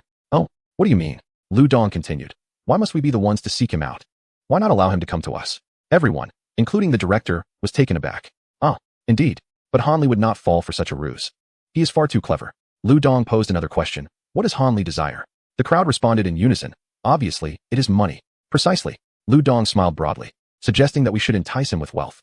"How do you intend to accomplish that?" The director of Sea City suddenly expressed interest. "Traditionally, it has been they who pursued Han Li. This time, let Han Li pursue them. Han, we have returned." Ling Han kicked open the door, preparing to surprise Han Li. In the next instant, however, he was taken aback. The interior of the house was in disarray. The walls bore scars from blades, the floor was in tatters, and the furniture was strewn about haphazardly. Most alarming was the sofa, cleaved in two, presenting the appearance of a place that had been thoroughly ransacked. "This is bad. My lord, we must flee. How dare you?" At that moment, Han Li rose from a relatively intact sofa, scratching his head as he looked at the two who had just returned from vacation, explaining, "Two little rascals broke in, but fortunately, no harm was done." "Little rascals?" Where are they? They ran away. Han, you haven't stirred up any trouble in Yingzhou, have you? Han Li replied, I did not. Just a little bit. As Ling Han and the elder perused the accounts of Han Li's escapades in Yingzhou, their expressions were vivid. Ling Han was so frightened that he was covered in goosebumps. How could this be so perilous? The police of Yingzhou pursued him relentlessly, and he managed to escape? In contrast, the elder clapped Han Li on the back, beaming with praise. Damn it, I used to think you were a sly one, but you are much more agreeable now. If I had known, I would have joined you in those escapades. Enough of that, let us dine. After their return, none had enjoyed a proper meal. The three sought out a restaurant to reminisce, while Han Li listened to Ling Han and the elder recount their vacation tales. That casino boss, and that dealer too. Both were quite the characters. The elder was nearly beside himself with excitement. Nonsense. Just then, amidst their lively banter, a news bulletin unexpectedly interrupted the television. Today, several of Sea City's wealthiest tycoons will board a luxury cruise ship tomorrow, with many celebrities expected to be in attendance, an event not to be missed. Ling Han exclaimed, wow. I heard that this old man possesses assets in the billions. Billions? Han Li perked up, his eyes gleaming at the mention of wealth. Indeed, when these figures are summed, it nears a staggering 10 billion, does it not? The assembled diners, captivated by gluttonous anticipation, revealed their avarice. Ling Han turned, startled to behold Han Li, whose eyes were now brimming with unabashed greed.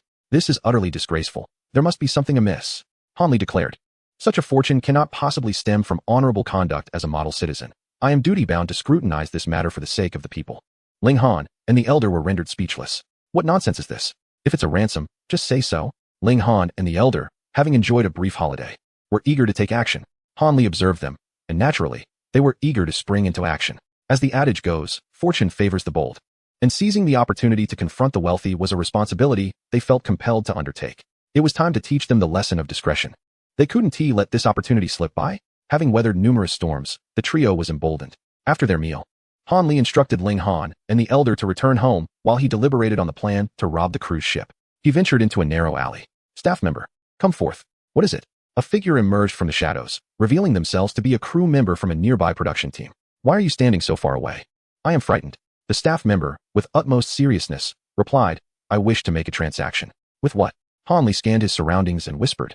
Points can be exchanged for benefits, correct? The staff member, eyes wide with fear, took a moment before nodding.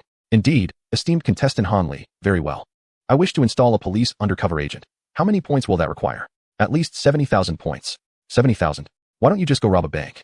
Han Li began to comprehend why this was a hidden rule. Ordinary contestants lacked the privilege. Only those ranking among the top had the means to afford such a substantial sum. After a moment of hesitation, considering the long-term necessity of having an insider within the police department, he gritted his teeth and begrudgingly acquiesced. Very well. The staff member collected the 70,000 points from Han Li and stated, transaction complete. Simply await further instructions. With that, the staff member vanished. And Han Li received a notification on his phone. A stranger had added him, under the name Mouse. Han Li accepted the request. Mouse sent the first message, pleasure to collaborate. It seemed this was indeed his undercover agent within the police force. The audience in the live stream erupted in excitement. Is this really possible? To be frank, only I, Han, could afford such an endeavor. The show was merely for entertainment. That evening, Han Li, Ling Han, and the elder conferred late into the night before returning to their respective quarters. In a grand villa in City C, several of the wealthiest magnates congregated, savoring fine cigars. Those cooperating with the police would surely be handsomely rewarded. Officer Liu, leaning against the door frame, remarked with a smile, you are too courteous, everyone benefits mutually. The affluent gentleman exchanged pleasantries, fully aware of the stakes at hand. Only benefits. The officer beside him spoke, Captain, as per your instructions, I have disseminated the news about the golden yacht throughout the city. If Han Li is in City C, he will undoubtedly take note. Well done. But will he truly fall for it? Lu Dong observed him, his eyes glinting with shrewdness. A junior brother once informed me that Han Li's greatest flaw is his insatiable greed. A night passed. Sunlight glimmered upon the shimmering surface of the sea. Yet within the yacht, the atmosphere was quite different.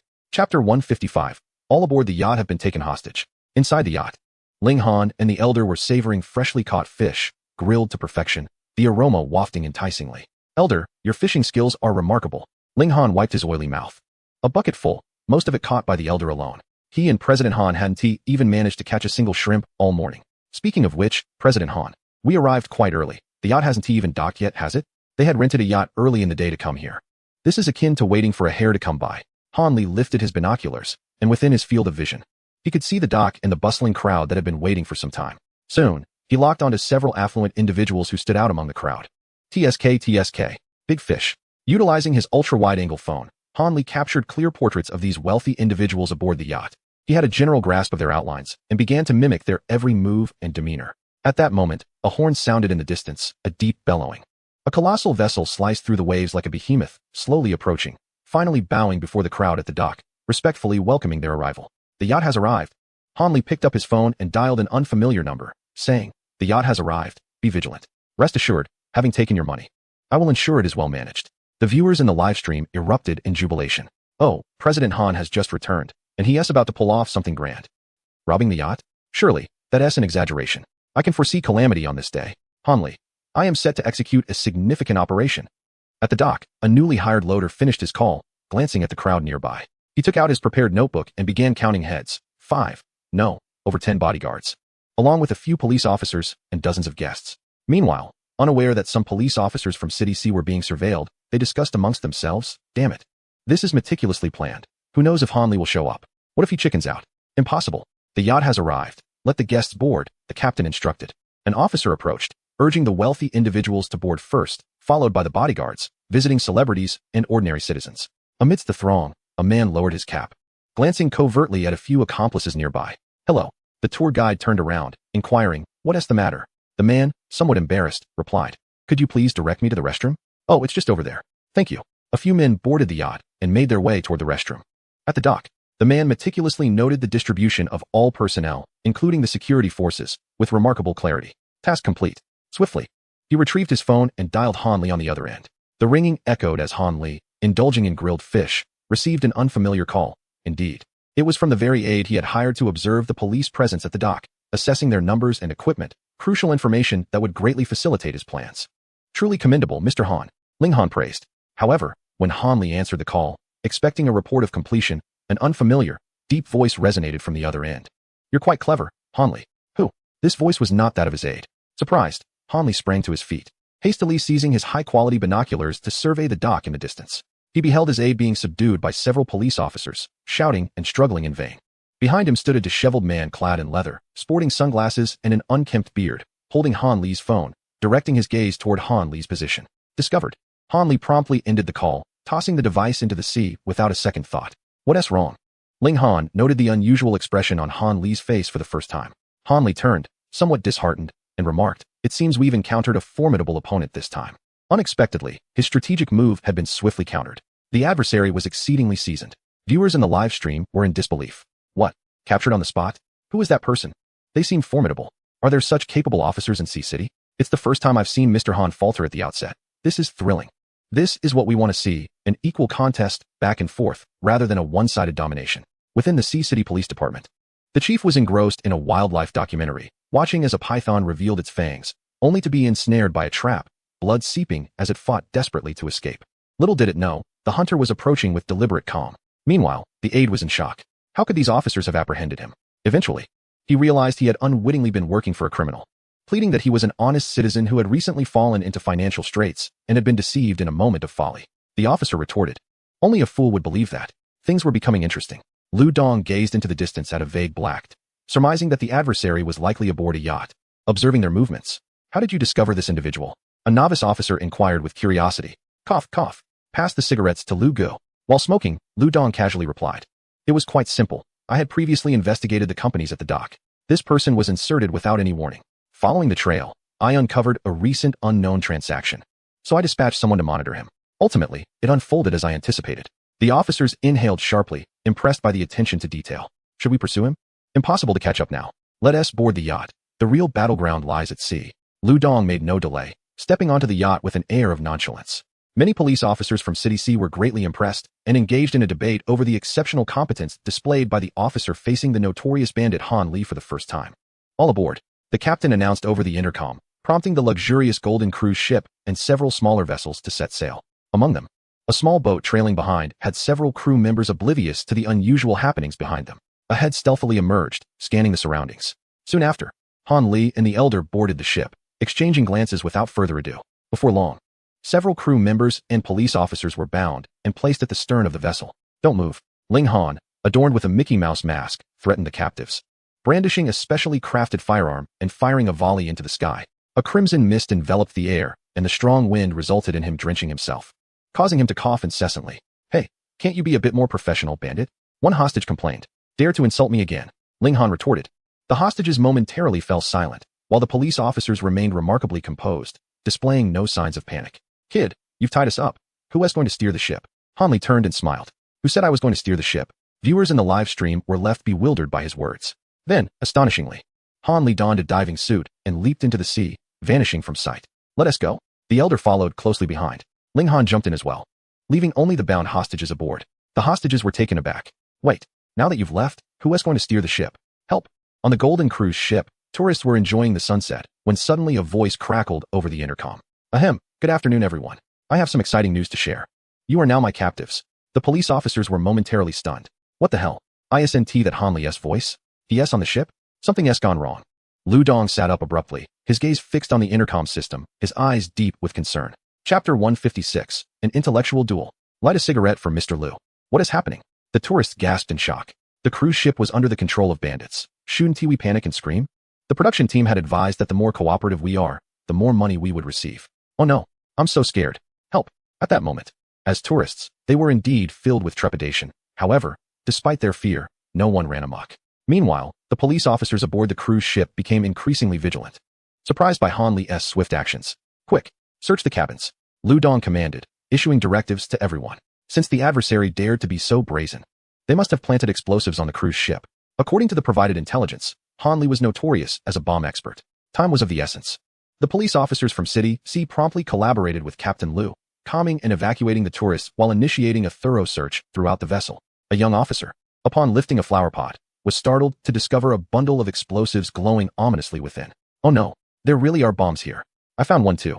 Fortunately, the explosives had not yet begun their countdown. The police chiefs felt a chill run down their spines, perplexed by the sudden appearance of numerous bombs aboard the cruise ship. What on earth was happening? Dispatch the bomb disposal unit. Lu Dong had already prepared a clandestine team stationed on the vessel, individuals who had secretly boarded the cruise.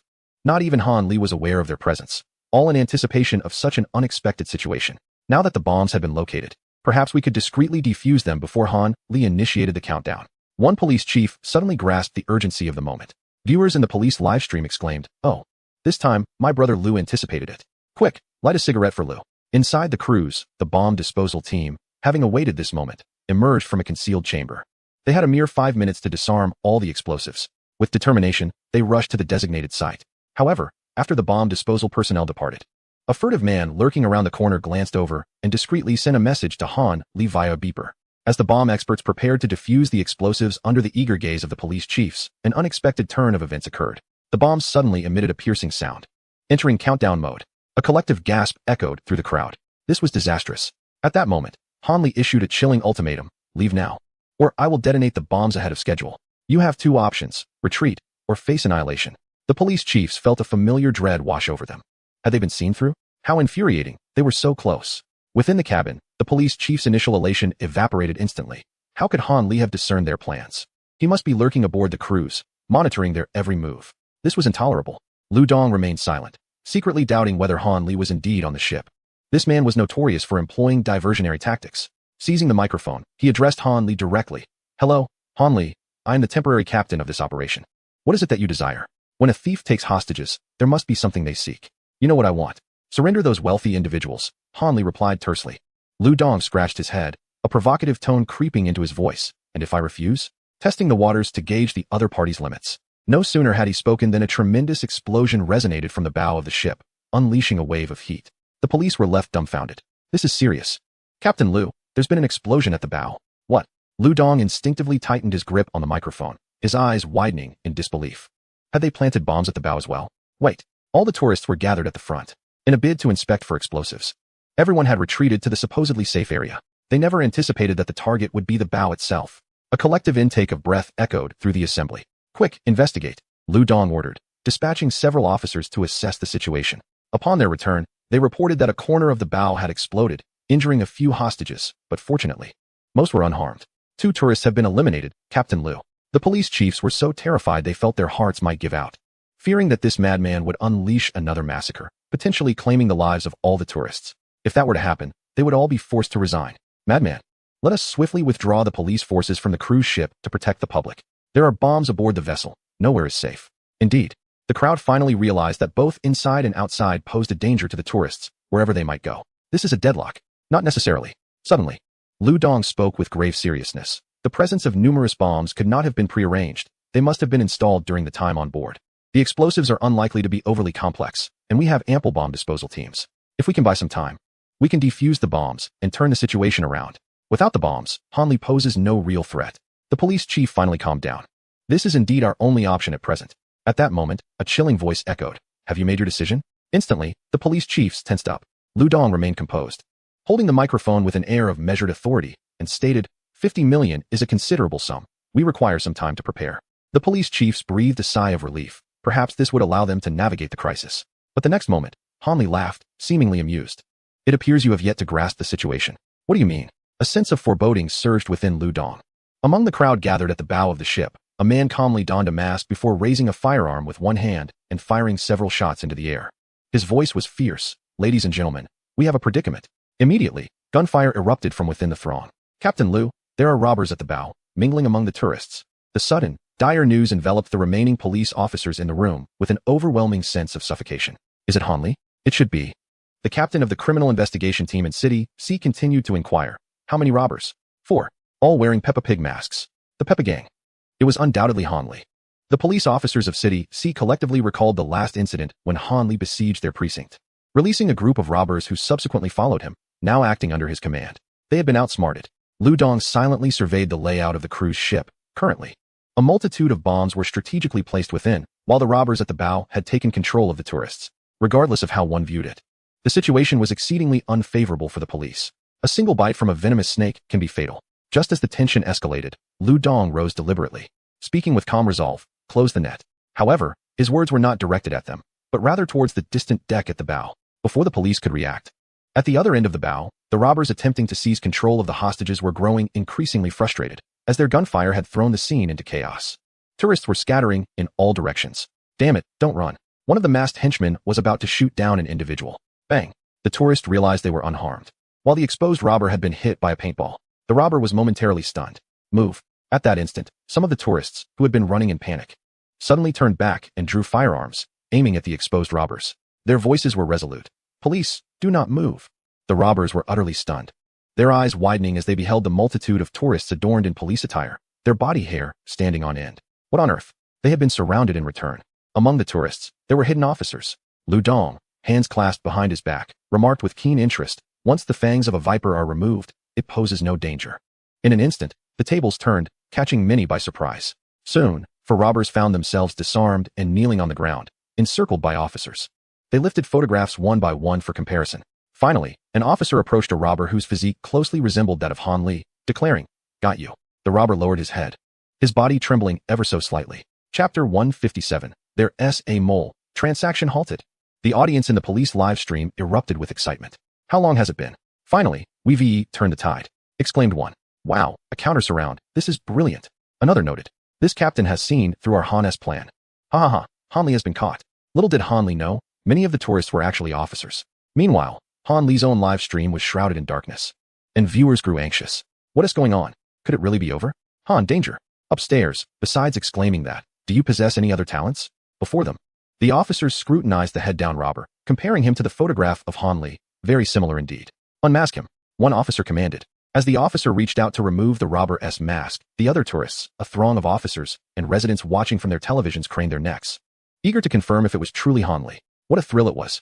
The Peppa Pig mask was ripped away by the officer, revealing the robber's true visage, a gaunt man with a pallid complexion, crying out, I was wrong, officer. I won't dare again. Clearly, he was not the formidable Han Li. It could be a case of disguise. The crowd surged forward, peeling back layers to examine him closely, ultimately confirming his true appearance. Report. Identity confirmed. He is a contestant who previously escaped from the Sea City police station, named Li Si. Upon hearing this, Lu Dong felt a tinge of disappointment. They had not captured Han Li after all. Just as this realization sank in, Han Li's chilling voice echoed through the broadcast. You didn't capture me. Feeling let down. Captain? The officers seethed with anger, but Lu Dong retorted, I am quite pleased, for your fangs have been extracted. Without your accomplices, you stand alone. Indeed. I have lost 4 aides, but who informed you that I have only 4? The crowd fell silent. Han Li, without hostages, what can you still accomplish? Lu Dong countered.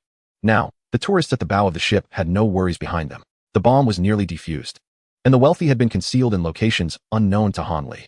What other tricks do you have up your sleeve, Han Li? Humph. The grand performance has only just begun, Han Li cryptically uttered. At that moment, his phone buzzed with a location sent by the undercover agent, Mouse. The action was about to commence.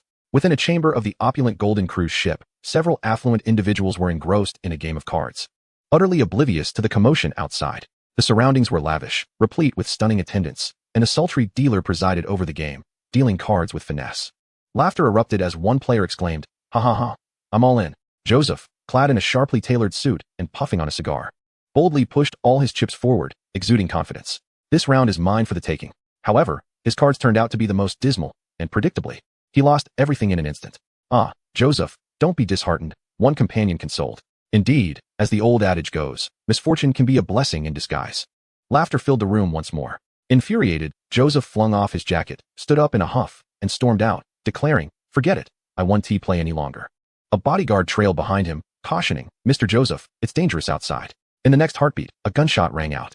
The bodyguard was struck in the forehead, startled. He glanced up at the crimson forming on his skin. "Who is there?" he shouted.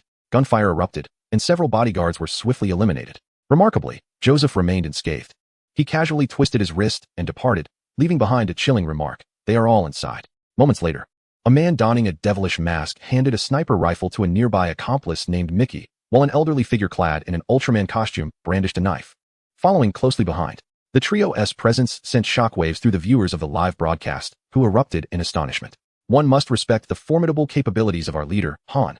Many had almost believed Han Li was finished, only to realize that the actual target was the wealthy elite. However, questions arose. How did Han know their whereabouts? Don't forget, our esteemed leader invested 70,000 points to acquire an undercover agent earlier. From the outset, Han Li's objective had solely been these affluent individuals, whose collective worth was a staggering 100 billion, not the cruise ship itself. Nevertheless, he had discerned that the temporary captain of the police was cunning, deploying numerous officers for protection. Among the tourists were also plainclothes officers monitoring the situation. It was a clear trap. Thus, he devised a strategy, instructing his subordinates, who had infiltrated the ship, to plant explosives, compelling the police to disperse their forces and directing tourists outside, forcing the wealthy to remain hidden within their chambers.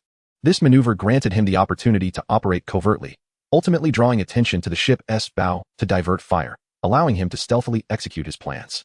As the affluent believed Joseph had returned, their eyes widened in horror when they realized that a well-dressed assailant wearing a devil mask had entered. "Greetings," he announced. "You are Han Li," one of the wealthy exclaimed, disbelief etched across their faces. How could he have found us here? They had thought themselves secure in their refuge, only to be swiftly confronted with reality. Inside the room, one bodyguard attempted to resist, but was subdued by the elderly man, who calmly asserted, "Young man, what are you doing?" Lin Han closed the door, and Han Li took a seat at Joseph's former position, slamming the sniper rifle down onto the table with a resounding thud. "Shall we play a game?" The wealthy individuals were intimidated by the alarming atmosphere. No longer able to maintain their lofty demeanor, each bowing their heads in submission, the alluring dealer began to distribute the cards. Han Li played nonchalantly, while the three affluent men trembled, their hands quivering as they grasped their cards. Nearby, Ling Han meticulously recorded the proceedings, capturing everything on video. Once complete, she transmitted the footage with a mischievous grin. "Oh, Mr. Han, you truly are wicked." Amidst the chaos of handling a cruise ship bomb threat, numerous police officers suddenly received an unfamiliar video on their phones. Among them was Lu Dong, who picked up his device only to discover that the sender was none other than Han Li himself. Could this be a virus? Don't open it. It must be a trap. However, one officer unwittingly clicked on the video, only to scream in terror, "Oh no, this is bad." Soon, more officers followed suit, and a profound silence enveloped the room. The video showcased Han Li casually lounging with his legs crossed, playing cards with the three wealthy captives. In the background, Han Li's accomplices stood with firearms, watching with keen interest. The officers were bewildered. What in the world? The bandit is playing cards with the hostages. The audience in the live stream erupted in laughter. What a performance. He deserves a reward. Han Li declared triumphantly, "For twos, I win." The officers were left in disbelief. Unbelievable. Lu Dong set down his phone, his forehead vein bulging, face slightly flushed. "It seems we have a traitor among us." The other officers felt a chill run down their spines. No one had anticipated that Han Li would boldly confront the wealthy. The hostage situation was merely a diversion. How could he have known? There must be a mole. What to do? 100 billion at stake. Meanwhile, within the opulent cruise liner, a submarine slowly surfaced. Chapter 158. Using a submarine to escape? Setting an ambush? A 6 and 4 twos? Han Li inquired. The wealthy man quickly withdrew his cards, admitting, "I can't compete." "Sir, you clearly possess considerable experience in card games. I find myself humbled," the wealthy man remarked. Ling Han lowered her weapon aimed at him, while the alluring dealer maintained a stoic face, torn between laughter and restraint. Han Li raised his empty wine glass and smiled at her. Could you pour me a glass of red wine? Certainly. The woman leaned down to fill his glass, her graceful form undeniably captivating. As she bent lower, a glimpse of her alluring figure became apparent. The live stream audience exclaimed, Mr. Han, I never imagined you were this kind of person. Why didn't you say so earlier? The woman, realizing that this audacious bandit, Han Li, seemed to be taking advantage of the situation, huffed. What a lecher.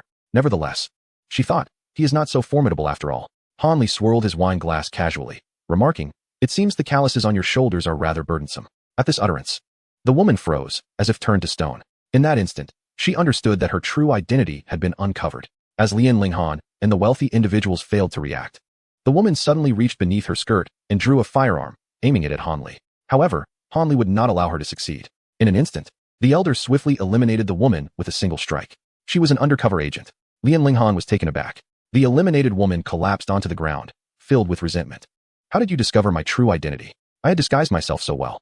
Han Li replied. There were calluses at the junction of your thumb and index finger, a result of prolonged firearm handling. Yet, I couldn't be certain until I noticed the callus on your right shoulder, formed from the shooting posture of a long gun, confirming you were a police officer, not a dealer. The woman exclaimed. So, you were testing me earlier? Indeed, Han Li affirmed. The audience in the live broadcast exclaimed in disbelief. Wow, she was an undercover officer. We misunderstood Han Li. What a close call. President Han is remarkable. I, President Han, never engage in futile endeavors. Everything is calculated meticulously. Meanwhile, Lu Dong realized that his trump card had been eliminated, a flicker of helplessness crossing his eyes. It's been discovered. Captain Lu, I'll lead a team to intercept them. The police officers donned their gear, preparing to depart. The captain of the criminal investigation unit took note of Lu Dong and inquired, what shall we do? Lu Dong pondered. I am trying to figure out how Han Li managed to board the cruise ship. The officers paused, realizing they had overlooked this crucial detail amidst the many unforeseen events. Lu Dong calmed the anxious officers. Stay composed. At present, Han Li is more anxious than we are, as he must contemplate how to escape the cruise ship. And with limited escape routes on the sea, if we remain vigilant, he will have no way out. I was puzzled as to why you chose the cruise ship. Now I understand. The captain of the criminal investigation unit suggested, should we block all exits? Lu Dong surveyed the cruise ship's layout and suddenly turned to the captain. Captain, what areas within the cruise ship could accommodate large items such as yachts?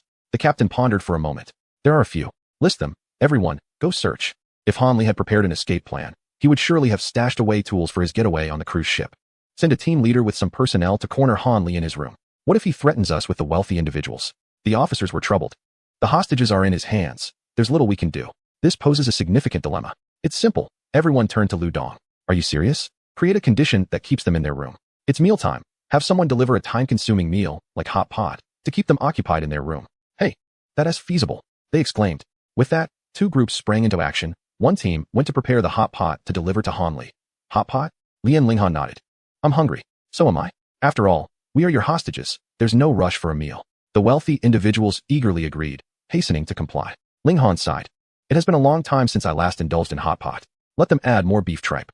A public expense for beef tripe. How extravagant. Outside, Inspector Shu from City C breathed a sigh of relief, glad that no suspicion had arisen. Quickly, soon, viewers in the live stream began to express their frustration. Is this a culinary show? I'm starving. Damn it. Eating hot pot while committing a robbery. The robbers and hostages are seated at the same table, enjoying steaming hot pot. Who wouldn't he be confused? Meanwhile, as they happily savored their meal, the head of the administrative team in City C was following Lu Dong's orders, searching various locations but yielding no results. Could it be that Captain Lu was overthinking? Is your mind sharper than his? Well, let us trust Captain Lu. At the last location, a soft blue light flickered and the sound of dripping water echoed, accompanied by a pungent odor of rust. Wait, the administrative captain halted, his expression shifting to one of delight. Look ahead. The team members turned their gazes. Not far off, a massive object lay in a crouch position. There was no unusual activity around. The squad advanced cautiously. When the criminal investigation captain lifted the curtain, his expression instantly changed. Disbelief washed over him. Before him lay a submarine. What the hell? This madman has even brought out a submarine? Shock coursed through him. Captain Lu, you were right. A submarine is stored here. It appears to be the very means of escape that Han Li had prepared. The criminal investigation captain spoke. Inside the cabin, the remaining inspectors gaped in astonishment. Lu Dong declared, excellent. As you said, if we destroy this submarine, Han Li will be cut off from his escape route, rendering him incapable of fleeing. The criminal investigation captain's face lit up with excitement, for this was their opportunity. Lu Dong, however, firmly rejected the idea. No, we cannot destroy it. The inspectors were perplexed. Aren't we supposed to cut off his retreat? Why the sudden change of heart? Lu Dong lit a cigarette, his mind racing as he spoke. Plans have changed. Keep a close watch on the submarine. Remain on standby. We shall set a trap for him. Chapter 159. A cautious ship sails for 1,000 years, does it not? Understood. The administrative captain of City C, quick-witted, immediately led his subordinates to lay an ambush around the submarine. A group of over 10, fully armed and well-equipped. Unbeknownst to Han Li, once he stepped in, it would be a certain death. Han Li, you've come here, but you won't be leaving. The criminal investigation captain grew increasingly convinced of the success of this ambush. Meanwhile, in a room filled with swirling aromas, the wealthy patrons were thoroughly enjoying their meal. I still want more beef tripe, Ling Han exclaimed, reveling in the feast. Suddenly, old Master Cui gave him a heavy slap on the back, teasingly scolding. In the midst of a robbery, you're truly indulging in a feast? Han Li sensed that the inspector harbored ill intentions. I know. With that, Han Li abruptly tossed several smoke bombs to the ground, leaving the feasting wealthy patrons dumbfounded. In an instant, the room was engulfed in a haze. It's time to leave. Han Li grasped Ling Han, casting a glance towards the affluent individuals and aiming his firearm, warning them to behave, or he would render their existence a torment. He nonchalantly extracted a cigar, inquiring if there were any objections. The wealthy men, in a state of panic, hastily produced cigars to calm their nerves. Within the cigar, a faint and elusive glimmer flickered, vanishing in an instant. At that moment, gunfire erupted as Han Li unleashed a volley at the ground near the feet of the affluent, instilling terror in their hearts. Damn it, a madman, the wealthy lamented. Regretting their decision to attend the drill, a group hastily slipped out of the room, unnoticed by the officers nearby. Excellent. To the submarine. With the officers no longer obstructing them, they descended to the lower level, where a small submarine awaited, prepared in advance. They had previously traversed the ocean floor with it, having invested considerable resources. Those officers are blissfully unaware that we have long orchestrated an escape route. Ling Han's voice echoed, soon alerting the Sea City Criminal Investigation Team, who lay in ambush around the submarine. Someone's coming.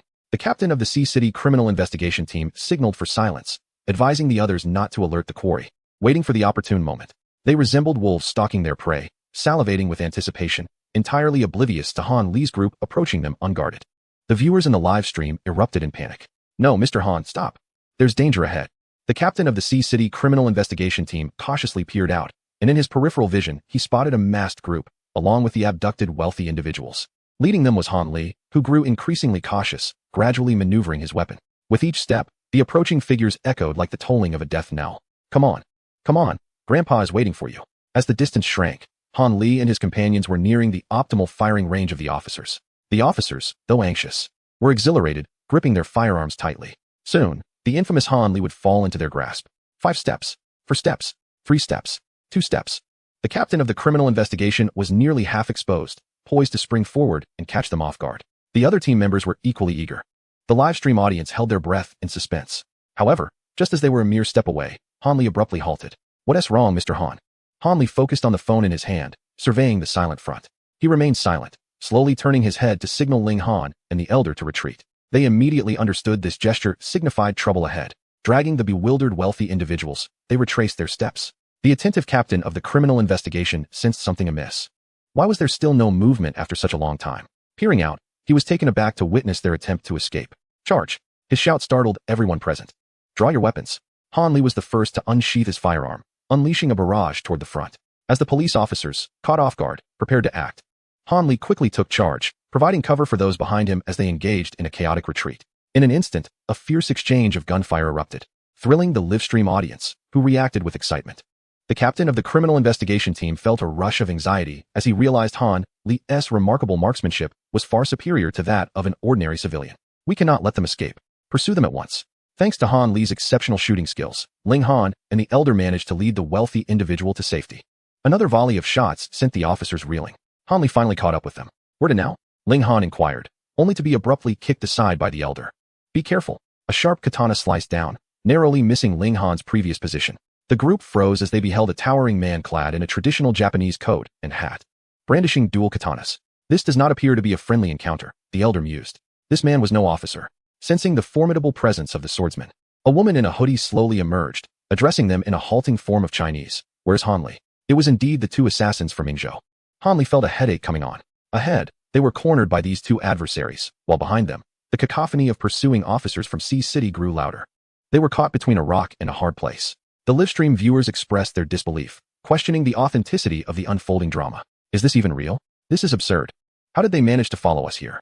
Han Li exclaimed, feeling increasingly anxious. Ling Han, observing the peculiar swordsman approaching with dual blades, tugged at Han Li's clothing. What should we do? Don't run, Han Li. The captain of the Sea City investigation team shouted as he and his men closed in. Suddenly, Han Li had a brilliant idea. He called out to the two assailants. Your grandfather Han is right here. Come and catch me if you dare. What? He's trying to escape. After him. Ling Han and the others followed Han Li as they sprinted towards the Sea City captain. Is this a death wish? Ling Han exclaimed in disbelief. They reached a fork in the road, where Han Li abruptly halted. Moments later, the Sea City captain and his team arrived from the right, while the two assailants stood bewildered on the left. The two groups exchanged puzzled glances. Who is this fool? They have so many people. Han Li suddenly directed the two assassins. You two, hold them off. He then led his group down an alternate path. The Sea City captain and his team turned to face them, bewildered. The swordsman was taken aback. What the hell? We have nothing to do with him. Trust him? Not a chance. He is clearly not one of the good guys. The captain felt an inexplicable surge of patriotic fervor. Don't act rashly, the woman cautioned. But it was too late. The swordsman, a madman, charged forward. In an instant, chaos erupted as the two sides clashed, while Han Li slipped away unnoticed. The livestream audience was left in utter disbelief. Incredible. A cunning maneuver indeed. With a mere flick of the wrist, the crisis was averted. Who else could achieve such a feat? Xiao Rizi exclaimed, as Han Li and his companions, having escaped their pursuers, sprinted to the rear of the ship. The situation was indeed terrifying. The two men, Grandmaster and Ling Han, simultaneously turned to Han Li. Are those two the ones who attempted to assassinate you, Xiao Rizi? Han Li replied, let bygones be bygones. In due time, they shall face retribution. For now, we must depart. Just as they prepared to leave the luxurious cruise liner, the sound of footsteps echoed behind them. Could it be that group of officers? Or perhaps Xiao Rizi? Either way, they were not to be trifled with. Soon, they spotted a squad resembling a special forces team pursuing them, their weapons trained on Han Li and his companions. Buzzing with tension, Han Li lifted his gaze. A red dot appearing on his forehead. He had been targeted by a sniper. Damn it, how could a special forces unit be aboard this cruise liner? As the special forces stepped aside, a disheveled man, scratching his beard, emerged. Han Li, you have nowhere to flee, he declared. This man was none other than the temporary squad leader, Lu Dong. He had actually brought the special forces to encircle Han. The audience in the live stream was bewildered. How could they know we were here? Ling Han felt a chill run down his spine. Logically, all surveillance on the cruise liner should have been malfunctioning, leaving the enemy unaware of their location. It was impossible. Even Han Li was momentarily stunned. Suddenly, he recalled something. He turned around, seizing a wealthy man, and snatching the cigar he had been holding. What are you doing? The wealthy man exclaimed in panic, but it was to no avail. Han Li tore open the cigar, revealing an ultra-miniature locator hidden within. Such a device was nearly undetectable. It's a tracker. Ling Han cursed inwardly. How insidious. Han Li crushed the tracker with a swift motion and glared at Lu Dong. You play me for a fool. Lu Dong chuckled. Caution is the mother of safety. Is it not? How will you navigate this predicament? Chapter 160, where wisdom meets deception. At the stern of the ship, Han Li and his companions found themselves surrounded by a formidable contingent of special forces, facing countless firearms and an unseen sniper. To any observer, it appeared they were at their wits' end. However, due to Han Li's hostage situation with several wealthy individuals, Lu Dong refrained from ordering an immediate assault on the bandits. Instead, he procured a chair and sat down, addressing Han Li in a conversational tone. From the moment you boarded this vessel, you entered my grand trap. Every aspect of this was a meticulously crafted scheme to lure you here. The game can now come to a close. Close it, Han Li retorted, yanking a panicked wealthy man to serve as a shield while raising his firearm. The sniper was forced to retract his aim. The special forces grew tense. If Han Li dared to fire first, they would respond without mercy. Lu Dong raised his hand, signaling them to halt. Hold on. You wish to negotiate with me using hostages in exchange for your freedom?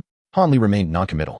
Indeed, if you do not wish for these billion-dollar tycoons to perish, you must allow us to leave. Ling Han blustered, pretending to wield authority. The abducted tycoon, filled with terror, exclaimed, Please, life is precious. You are still young. Although it was merely a drill, none wished to be eliminated, fearing the disgrace it would bring. Lu, do not act impulsively. Let us discuss this calmly.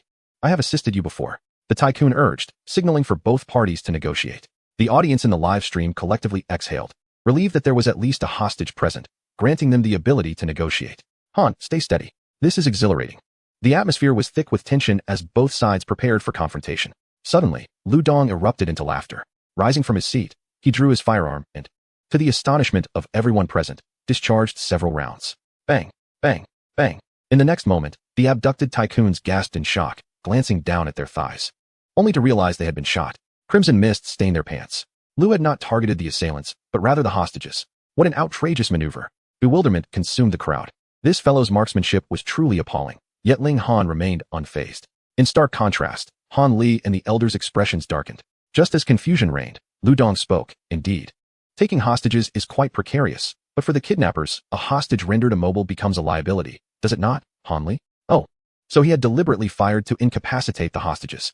This was utterly brilliant. Han found himself in a precarious position. Once the hostages became burdens, they would logically need to surrender, yet without hostages, their fate was sealed. The Special Forces team began to grasp the situation. Indeed, kidnappers could not afford to carry a liability. Lu, you are astute. The seasoned veteran, Jiang, acknowledged Lu's strategic acumen. Han Li spat in frustration.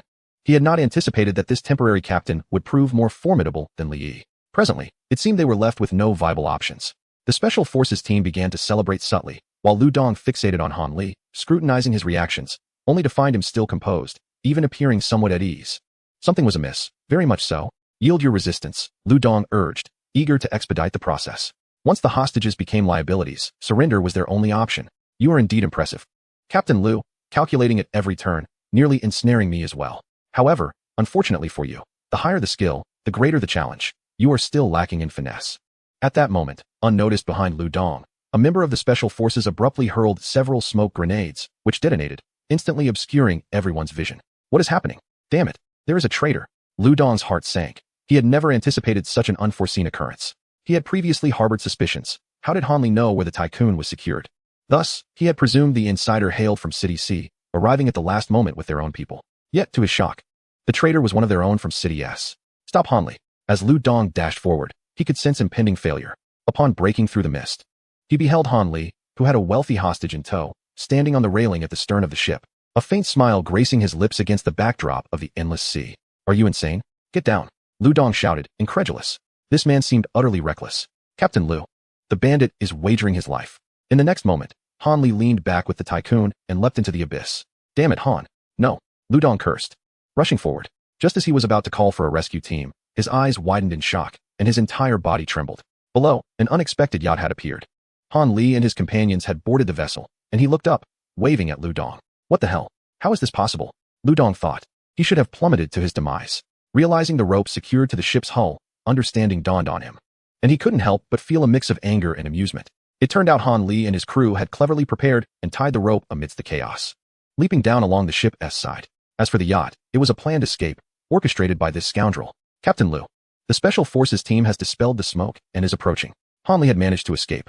There's still time. Alert the surrounding guard boats. We must pursue. Lu Dong commanded. Fortunately, he had previously arranged several guard boats, which would undoubtedly outpace the yacht.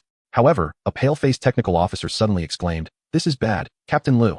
The guard boats have lost communication and are scattering in different directions. It's utter chaos." What? Lu Dong grabbed the tablet and was met with a disheartening sight. The guard boats that once circled the cruise ship were now floundering like headless flies.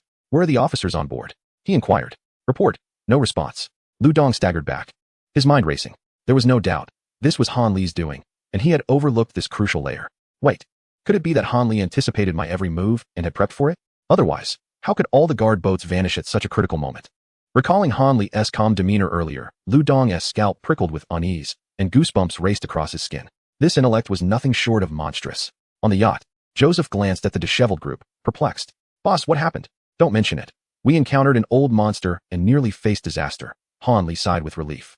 Thankfully, Joseph had kept a contingency plan. The operation remained unaffected. Let us depart. Ding. Congratulations, host. Surviving a perilous encounter has reached a significant milestone. Reward. Hypnotist skill unlocked. Hypnotist, hypnotize. Kid. Yes. The yacht sailed away in full view of all the officers. The Special Forces team fell into a heavy silence. Damn it. The prize was almost within our grasp, yet it slipped away. Can we pursue? Lu Dong shook his head, resigned. How can we chase? We must hurry to rescue those on the guard boats. If we don't act quickly, they'll be racing towards the Atlantic. Chapter 161. The Arrival of the Magical Police, A Journey to London. Report, Captain Lu. Everyone on the escort vessel has been tied up. The police chief gazed at the weeping crowd, uncertain of what to say. Comforting them was a futile endeavor. Lu Dong set down the intercom, reclining lazily in his chair, smoking a cigarette, seemingly unfazed by the situation. Beside him, the officers from City C wore grim expressions, feeling utterly helpless throughout the ordeal. Especially the head of the criminal investigation team, who had chased after Han Li, only to encounter two minor obstacles that allowed their target to escape. Those two were no ordinary individuals. He sensed that they had their sights set on Han Li. Lu Dong remarked, "Let Han Li worry about it." I inquired with the production team, and it appears that contestants from Ingzhou are seeking revenge. Captain Liu, you must be feeling quite discontented at the moment, right? Discontented? Lu Don's countenance remained relaxed as he replied, not at all. As the saying goes, we do our best and leave the rest to fate. Sometimes, certain matters are beyond our control. Everyone performed admirably during this operation. We should compile a summary report when we return. Oh, and please refrain from disturbing me, as I intend to bask in the sunlight.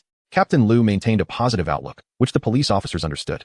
This operation had concluded in failure, leaving countless viewers in despair. Despite everything, they still could not apprehend Han Li. At the east suburb dock, a staff member braved the cold winds, standing alone. Word had it that Han Li was attempting to rob a cruise ship. What madness! How could that even be possible? He must have grown overly ambitious. Then, in the next moment, a yacht sped towards him, coming to a sudden halt, splashing waves upon him. How exhilarating! Ling Han disembarked from the yacht, calling out, "Old man, you look like you're about to be sick." Ridiculous. In the past, we used to swim across for our missions. Ling Han exclaimed, embodying a survivor's demeanor. Having narrowly escaped disaster, I must buy a lottery ticket in the coming days. On the cruise ship, the wealthy passengers, repeatedly surrounded, were nearly unable to escape. Despite it being a drill, these robbers were incredibly fierce. Finally, Han Li descended with Joseph. At that moment, the staff member, wringing out water, caught sight of Han Li and his companions. He was astonished, taken aback. You actually succeeded in robbing? He had heard that this golden cruise ship was a meticulously crafted trap by the police. What on earth was happening? Let us settle this, Han Li said. The staff member quickly adopted a respectful demeanor. However, he glanced around and noticed the absence of bags filled with cash or other valuables. Where are they? Han Li pointed to the few wealthy individuals who were retching. There, those are the ones. What? The staff member was stunned, having never seen a contestant deliver living individuals before. Oh, human trafficking is it? But how much could these fat cats possibly be worth? It wasn't until the staff confirmed the identities of these individuals that the reality struck him. Wang Dong, worth 3 billion. Sun Zai, worth 5 billion. As he gazed at the list of these affluent individuals, now kneeling in utter disarray before him, the staff member felt his worldview shattering. Good heavens. A group of individuals has amassed a fortune close to 100 billion. The staff, somewhat taken aback, turned to Han Li and said, "Brother, I need to report to the director." "Please do," he replied. The director insisted, "Go ahead and eliminate him." The audience in the live stream erupted in laughter, finding the director's antics amusing. Han Li was left bewildered. "Get out," the director shouted. Ling Han concurred that it was indeed unrealistic for the production team to come up with 100 billion. After discussions between Han Li and the director, it was decided that each person would receive 50 million, with the remainder converted into points. 50 million? Can I really take that? Ling Han mused, feeling he had not contributed significantly this time.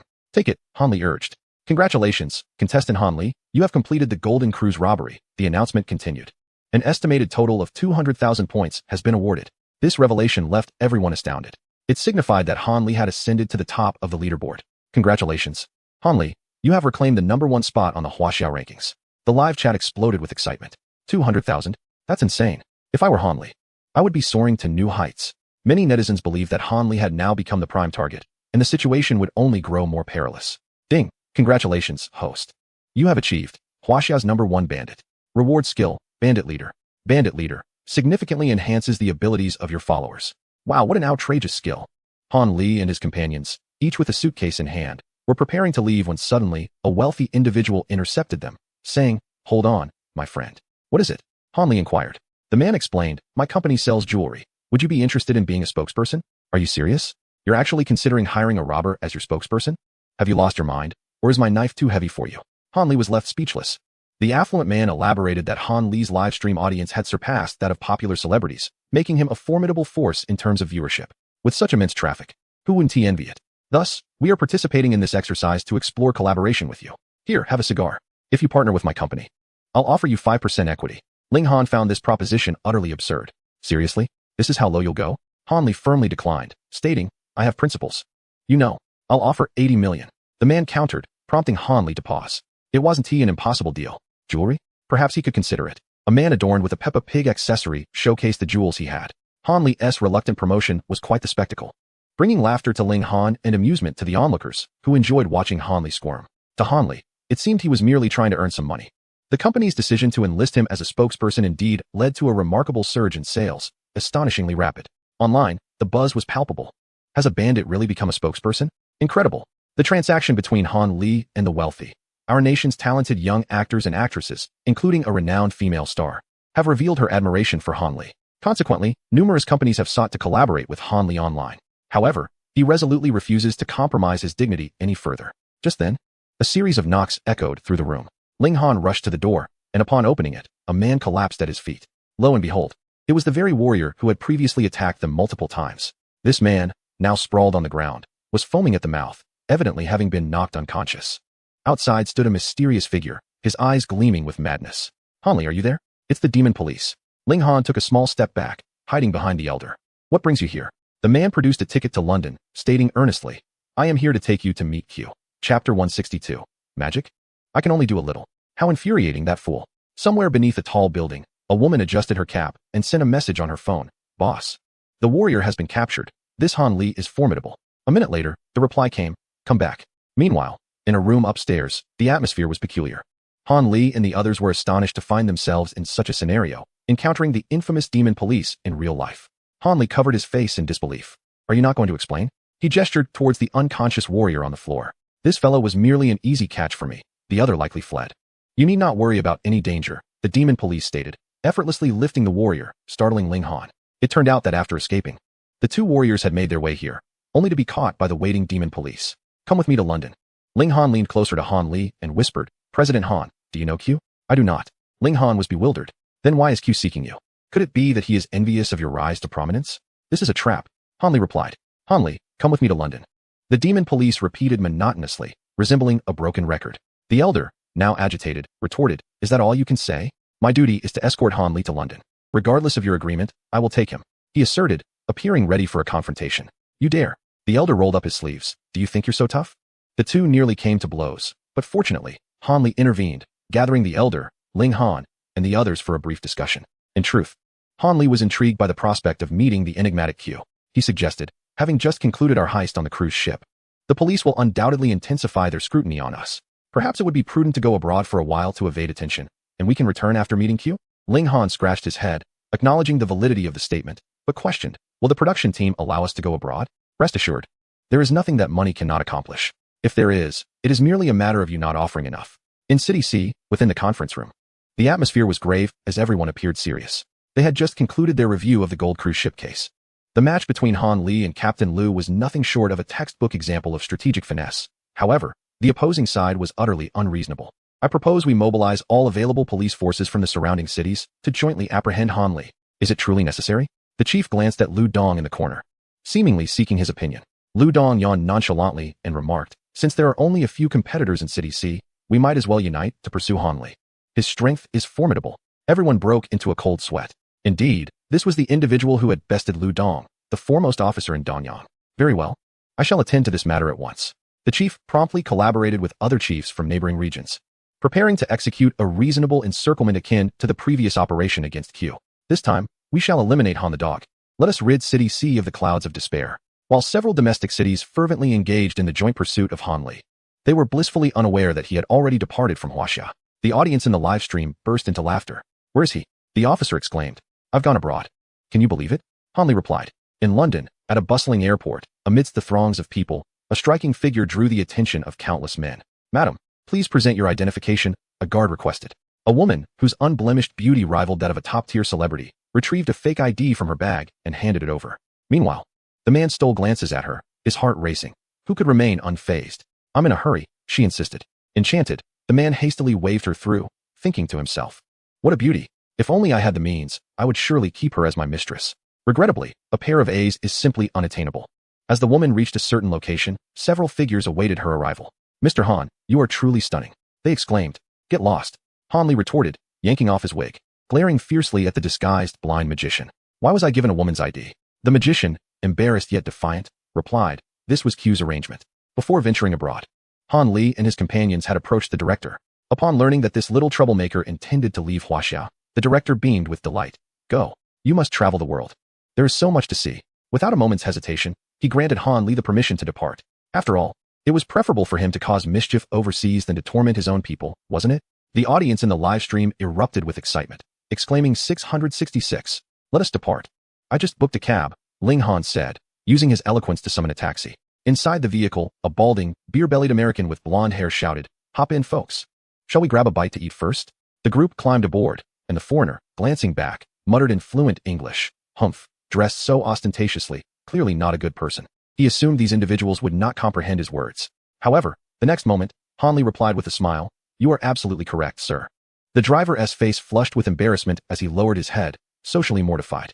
Here we are, everyone, he announced, and after they settled the fare, they arrived at a quaint food stall showcasing the charm of London. Numerous travelers were seated, sipping afternoon tea. The American seemed particularly fond of tea. Where's Q? They gathered together, and Hanli turned to the magician, revealing that he was in no rush now that they had reached London. The aloof officer, with a cold demeanor, remarked, It is not yet time. What does that mean? Suddenly, a commotion erupted. Is it a robbery? Ling Han inquired. A passing waitress, noticing that it was their first visit, smiled and explained, There are many magicians here who enjoy performing. One flamboyant magician presented a small trick to the audience. As was customary, everyone was taken aback, but unfortunately, today he encountered a formidable opponent. A man stood up, promptly exposing the magician's ruse, leaving him utterly humiliated. You. In that moment, the magician's face turned crimson, helpless as the surrounding patrons mocked him. Magic? Merely childish tricks. The man seemed to hold the magician in contempt, continually deriding him. Perhaps influenced by the magician's skills, Hanli felt a surge of displeasure and rose to say, Sir, please refrain from insulting magic. What did you say? The man, seething with anger, stepped forward to scrutinize Hanli. Upon realizing he was an outsider, his arrogance swelled. Did I say something wrong? The viewers in the live stream were instantly incensed, urging Han to teach him a lesson. Yet, Han was no magician. You look down on me, don't you? Hanli retorted. The man glared down at him. What is it to you? Do you also possess magical skills? Chapter 163. A hypnotic performance shocks the audience. The mysterious king of spades. The man's tone dripped with disdain, seemingly dismissing Hanli entirely. Look at my temper. Ling Han, grasping a bottle, was about to rise, but Hanli restrained him. As it happens, I also know a few tricks. In an instant, the onlookers began to gossip. He turned to the man, calmly asking, Is this your wife? Pointing to a modestly dressed woman. Yes. Excellent. I would like to invite your wife to assist me in a performance, if you please. The man, confident that Hanli would not pull any tricks, readily agreed. Madam, please come this way. Hanli said earnestly. Now, I will render you unable to move. Please focus on my eyes, madam. Unable to contain her curiosity, the woman complied, and one could not deny that this man from Huaxia was quite handsome. Far more so than her husband. Close your eyes and relax, Hanli said, pulling the woman gently into his embrace and performing a hypnotic gesture. Sleep now.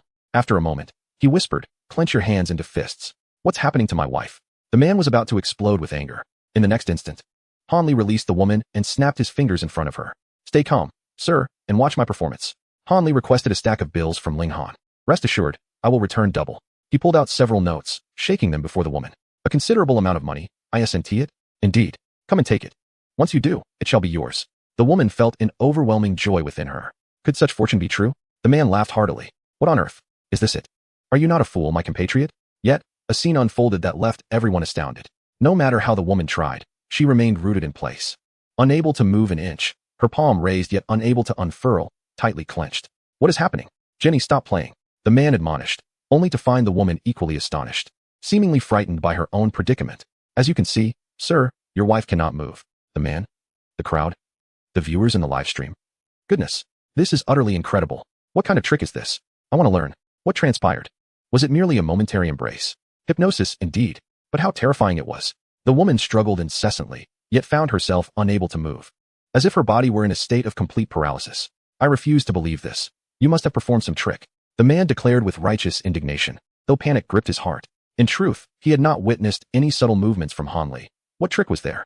In that case, allow me to pry into the secrets of your heart, Hanli said, striding toward him. The man instinctively recoiled in fear. What are you going to do? Hey, Mike, don't be a coward. Surely, you don't believe anyone can read minds? He must be deceiving you. The surrounding crowd jeered.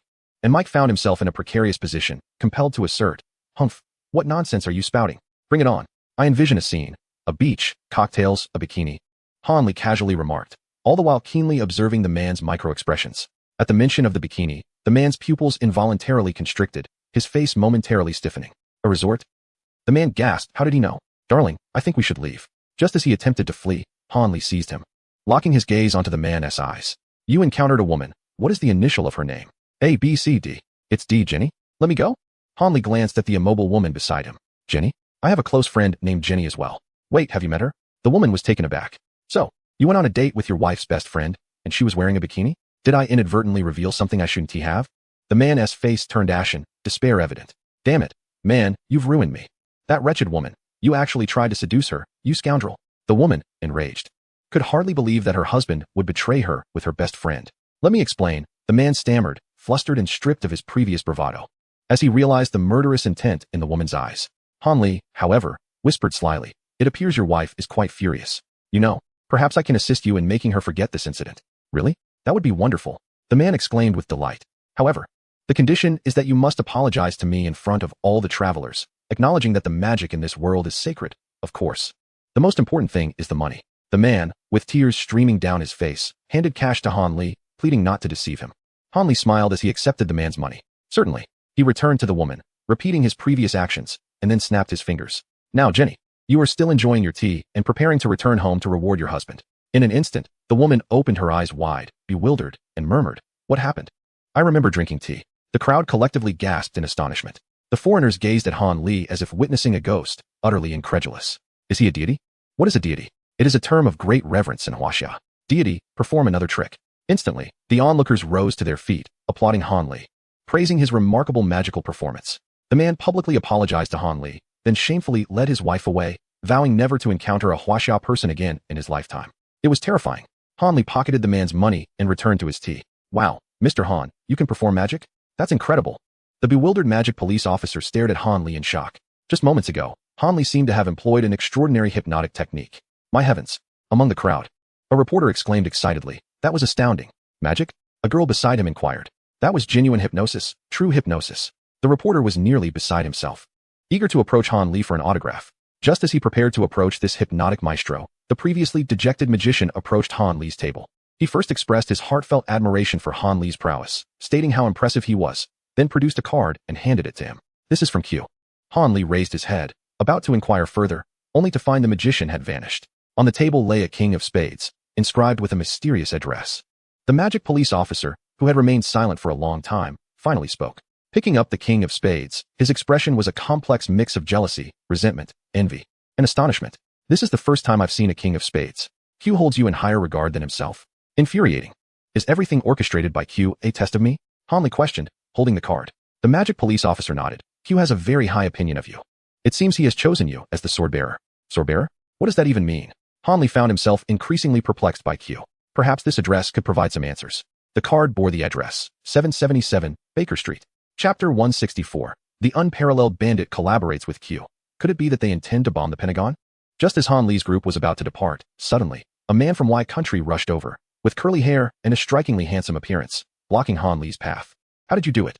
"I mean the hypnosis just now. It was utterly amazing." A group of individuals listened in astonishment as he spoke fluent Chinese, leaving Han Li quite taken aback. "Do you have time?" he inquired. "I'm afraid not," Han Li replied. The man, clearly disheartened, did not press further and handed Han Li a business card. "This is my card. Do remember to call me when you find some free time." "All right," Han Li responded. As the man departed with his companions, Han Li glanced at the card. Editor-in-chief of the Global Daily, Peter. A journalist, perhaps. "Let us proceed." They arrived at a rather dilapidated apartment building on Baker Street, as indicated on the card. "This is the place. Let us go up." As they approached the entrance, an elderly man wearing reading glasses scrutinized them. "I've not seen you before. Outsiders, are you?" However, upon noticing the king of spades in Han Li's hand, his demeanor altered immediately. "Go on up. Here is the key to room 777. Ascending the old staircase, Han Li and his companions clutched the banister as they climbed. Ling Han nearly stumbled, but was fortunately caught by the old man. "Damn, is it so troublesome to meet Q? Our Han is the top in China." Ling Han grumbled.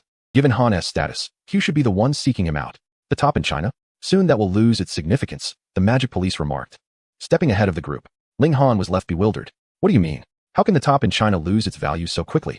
Upon reaching the 7th floor, Han Li located room 777, the innermost door, which exuded an air of mystery. As he produced the key and unlocked the door, "Q, let me witness your true self," he proclaimed, anticipating the reveal. With a creak, Han Li stepped inside, surveying the room, yet his expression betrayed no delight. Instead, he felt a sense of discomfort. "Is Q playing us for fools?" Ling Han glared at the magic police. "Where's Q? There isn't even a shadow. Anyone would assume it was a prank." However, Ling Han reconsidered. Surely, they wouldn't provoke Han Li, as that would lead to dire consequences. Indeed, Han Li soon noticed a solitary chair positioned in the center of the vacant room, upon which sat a projector. "Is this left by Q?" "Perhaps," Han Li mused, glancing at the magic police, who appeared equally perplexed. "Well, let us find out." Han Li activated the projector. In the next moment, as the projector whirred to life, a flash illuminated the room, and a series of virtual images materialized before them. At the center stood a man clad in a hooded sweatshirt, his head bowed. "It appears you have come as agreed, Han Li," he intoned steadily. The audience in the live stream erupted in excitement. This enigmatic figure was none other than Q. Wow, how spectacular. Ling Han felt an inexplicable sensation akin to being in a blockbuster film. It seemed this was a pre-recorded message. Thus, the enigmatic figure in the footage continued. I understand that you must be quite upset right now, but I assure you, I will provide great value. To be precise, I sought your assistance for a particular task. Assistance? The audience in the live stream erupted in excitement. The notorious Q, the former top criminal of Huaxia and the first to commit crimes abroad, had requested help from Han Li. What an honor for Mr. Han. Q declared, brother, could you do me a favor? Han Li replied, certainly, certainly. What a display of prestige. The alliance of two formidable individuals had the viewers in a frenzy. Will they really attempt to bomb the Pentagon? Someone remarked in disbelief. The atmosphere was charged with anticipation as countless netizens speculated wildly about the unprecedented meeting between the former top criminal and the current epic figure, envisioning the magnitude of their plans. However, Han Li abruptly cut off the live stream. This segment must remain confidential, he stated. Q paused momentarily, seemingly awaiting Han Li's response. Then inferred his agreement, continuing, it appears you did not terminate the footage, which signifies your consent. Thank you for placing your trust in me. This is all part of the plan, Han Li. Within the room, apart from Q elucidating the scheme, silence enveloped the others, each displaying a unique expression.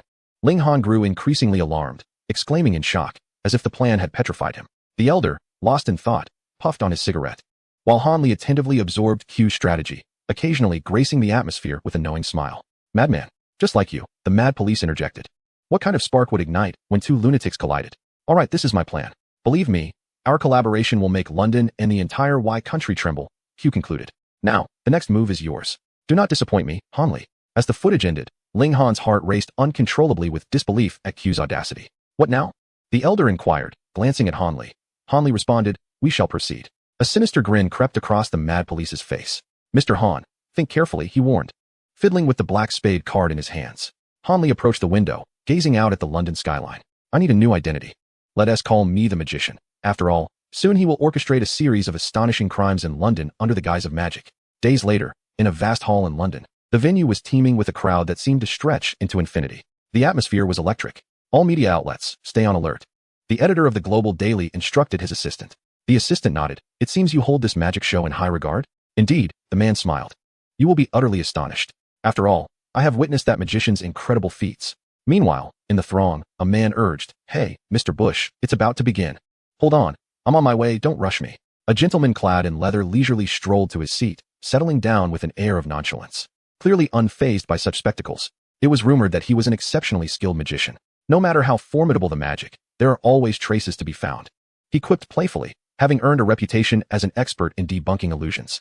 To date, he had never faced defeat. Suddenly, a resounding bang echoed as the venue plunged into darkness. When the lights flickered back to life, a figure clad in a white suit and adorned with a silver mask emerged at the center of the stage, exuding an aura of poise, his eyes sparkling with brilliance. The audience erupted in cheers, applause resonating throughout, their eyes alight with fervor. Through the mask, Han Li observed the scene, bowing graciously as he addressed the crowd. Please, everyone, calm yourselves. I am immensely grateful for your presence here tonight. Remarkably, the audience complied. I suspect many of you harbor grievances against banks, do you not? The spectators nodded in unison, responding affirmatively. Excellent, Han Li continued, rubbing his hands together, his eyes gleaming. Then today, we shall orchestrate a heist of monumental proportions. Ladies and gentlemen, I will demonstrate how to rob the largest bank in London from 1,000 miles away. A robbery from afar? Incredible. The viewers in the live stream, just tuning in, were taken aback by his audacious proclamation. Initially stunned, the audience below soon erupted in a wave of raucous cheers. A madman indeed. Bush, removing his hat, realized he was witnessing a magician performing a heist. How would this unfold? Chapter 165, a daring heist from afar. This maneuver was nothing short of extraordinary. Robbing the largest bank in London from a distance. Unbelievable. This is impossible, exclaimed an assistant from the Global Daily, outright dismissing the notion. This defies all logic. Even the editor, who had previously witnessed Han Li's performances, momentarily doubted. Perhaps he was merely jesting? A lunatic, indeed. Who could say? Bush, smoking a cigarette, surveyed the intensely enthusiastic crowd, nearly in a frenzy. His brow furrowed slightly. Meanwhile, on stage, Han Li hushed the crowd. Now, please welcome my assistant. Amidst a cacophony of sound, a man donned in a clown mask stepped forward, waving at the eager audience before approaching Han Li's side. He whispered, Mr. Han, your skills are remarkable. How has your practice been progressing? Just watch closely, Han Li replied. Next, we will select a random audience member. My assistant will hold colored balls, and through a draw, we shall determine our fortunate participant. Han Li produced the prepared colored balls, moving to one side of the stage, igniting a fervor among the audience. Pick me. Me. The crowd's enthusiasm soared as Han Li extended the colored ball to the only man not applauding, stating, "Sir, you have been chosen." "What? Me?" the man exclaimed, taken aback, unable to believe he had been selected. "Oh my, I assure you, this is entirely a random selection. Even I am astonished." The man, filled with excitement, then randomly picked the colored ball and handed it to Ling Han. Ling Han smiled as he accepted it, subtly performing a small action with his hand. He lifted a white ball high, allowing all the spectators to see it. Zone 3. The people in Zone 3 became tense. Who could it be? How thrilling. Humph, just an old trick. Bush merely smiled with amusement, recording the moment with his tape recorder. Subsequently, Han Li instructed Ling Han to draw the number. And it was the 6th row, 3rd seat. At this moment, everyone turned their gaze towards that position, where a middle-aged gentleman sat, momentarily stunned. As all the lights focused on him, the announcer declared, "Sir, congratulations. You have been chosen as the role of the robber." "Oh my goodness." The middle-aged man excitedly stood up, while those around him looked on with envy. "Excellent. Bring him over." Ling Han led the still astonished lucky spectator onto the stage. "What should I call you?" "Margot. How do you feel right now?" "Absolutely fantastic." Han Li embraced him, calming him down as he smiled, and said, "Before we proceed, my assistant will perform a little show for everyone." Ling Han produced a hat, exclaiming, "Ladies and gentlemen, behold." "What?" Instantly, all eyes shifted to the performing magician, Ling Han. No one noticed Han Li, who had wrapped his arm around the fortunate spectator, beginning his subtle actions. "I will conjure a flying dove from this hat, so watch closely." However, after shaking the hat for a while, no dove appeared. What's happening? Ling Han was baffled. Where was the dove he had prepared? The dove should be right here. Han Li released the man and snapped his fingers. Suddenly, one by one, doves burst forth from the hat, fluttering and filling the stage, eliciting exclamations of delight from the audience. The fortunate spectator opened his eyes, a bit dazed as Ling Han guided him to the center. "Please stand here, sir. Next, I will transport you instantly to the vault of the largest bank in London." "Is that for real? Please take this card, sir." "All right." Han Li piqued everyone's interest as he produced a large cloth, just enough to cover an adult's figure. "Now close your eyes." He held the cloth up to the multitude of spectators, saying, "Don't blink. Something spectacular is about to happen." Under the watchful eyes of all, the magician tossed the cloth, which slowly descended, enveloping Margot. The cloth wrapped around him like a statue. Countless spectators held their breath, wondering what would transpire. The moment to witness a miracle had arrived. Han Li snapped his fingers. Bang!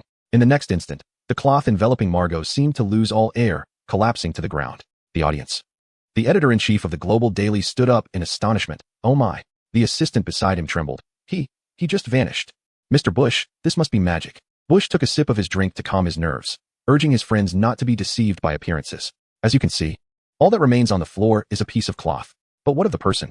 Han Li feigned a look of difficulty. "Hey, look at the big screen." The audience turned their gaze. The large display revealed Margot's panicked expression, leading the audience to deduce that he was indeed situated in the vault of the London Bank. "Editor-in-chief, is that truly the vault of the London Bank?" The assistant remained skeptical. However, the editor-in-chief stood in stunned silence. He was a longtime patron of the London Bank and had entered the vault countless times. It was an uncanny replica. Simultaneously, a manager from the London Bank rose to his feet, pointing at the screen, exclaiming, "Damn it, stop this. What you are doing is criminal.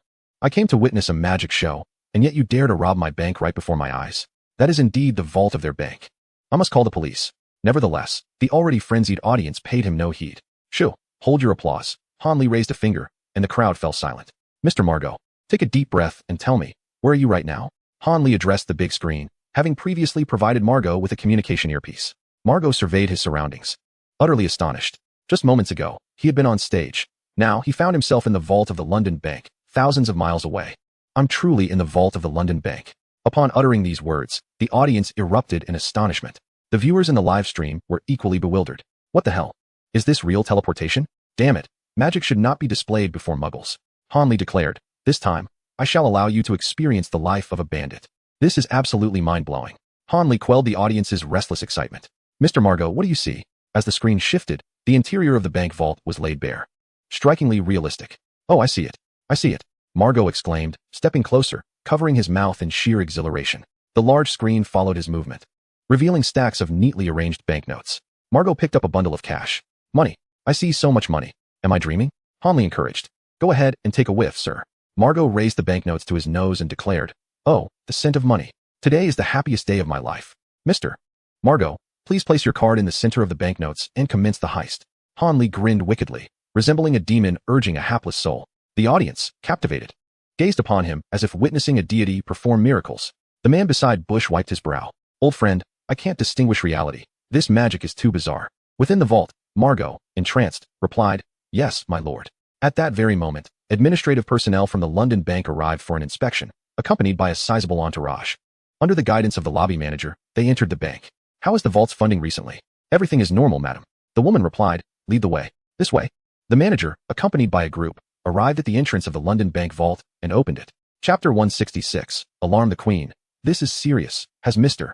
Han been arrested? What should I do?" At this moment, Margot was overwhelmed with excitement. Everything exceeded his expectations, leaving him somewhat disoriented.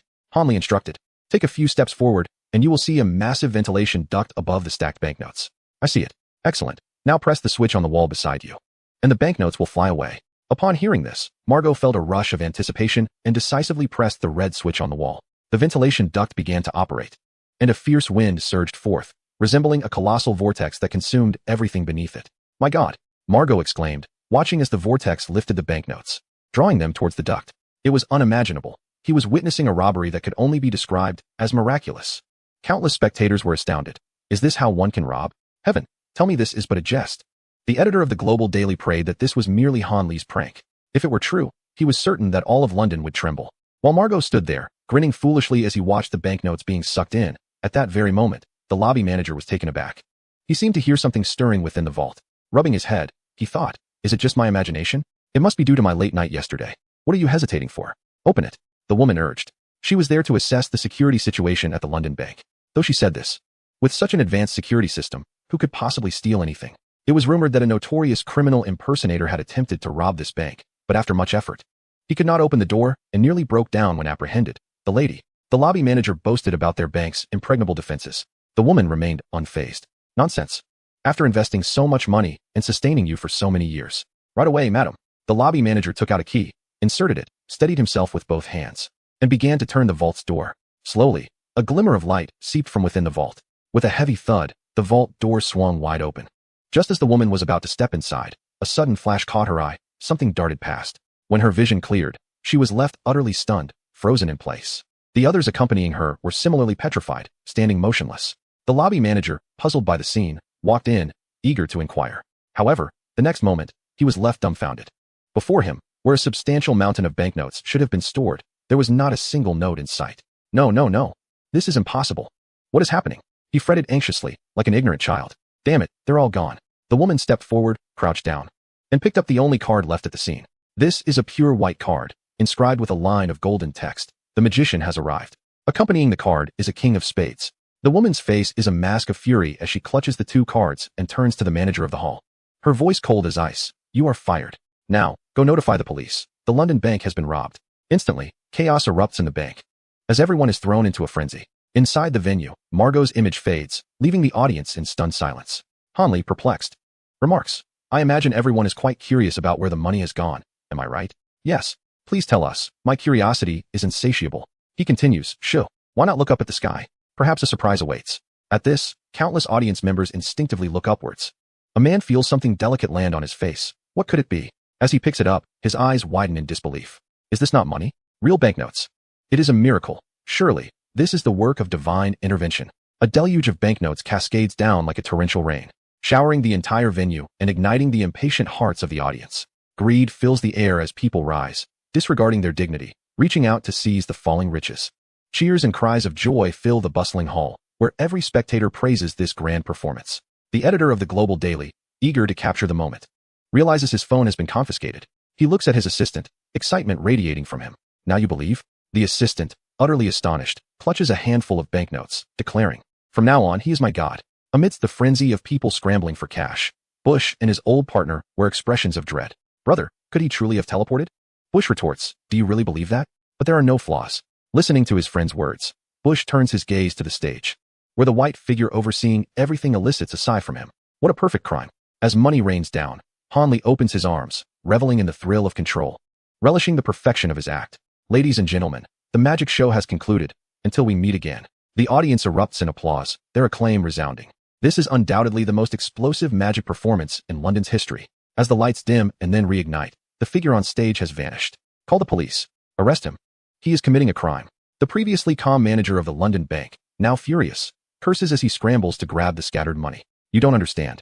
I intend to return this." he exclaims, stuffing the bills into his pockets. Somewhere in London, behind the scenes of the crime performance program, a group is in disarray. Not long ago, they received news from headquarters. A contestant from Huaxia has arrived in their country. Unfortunately, this contestant is none other than Han Li, the one who previously demolished the Sakura Tower and assassinated the Emperor of Yingzhou, causing a sensation. Is he formidable? One asks. Indeed, he is currently ranked first in Huaxia. He is exceptionally powerful. Mr. Smith, stroking his chin, candidly admitted his disinterest in foreign competitors, burdened as he was with his own myriad of troubles. Since this individual had arrived, he might as well indulge in his whims. As for the headquarters stance, a man clad in a black suit, carrying a briefcase, responded. The headquarters holds this contestant in high regard and will take full responsibility for any consequences. Then what is there to discuss? Let him have his way. Smith scoffed. In the vast expanse of London, what mischief could a mere Chinese individual possibly conjure? At worst, he would bear the repercussions. Moments later, a staff member rushed in, exclaiming, Mr. Smith, Han Li has just robbed the London bank. Countless employees stood in stunned silence. Good heavens! Is he that formidable? Mr. Smith, I hope you meant what you said. The man hurriedly exited, visibly shaken. It was terrifying. Having just arrived, he boldly looted the largest bank in London. Oh no, Mr. Smith has fainted. Meanwhile, Burrow was lying in wait, observing a mysterious figure ahead, a wanted fugitive he had pursued for quite some time. He could not afford to miss this opportunity. Suddenly, at a critical moment, he received a call from his superior. Damn it, you're ruining my chances.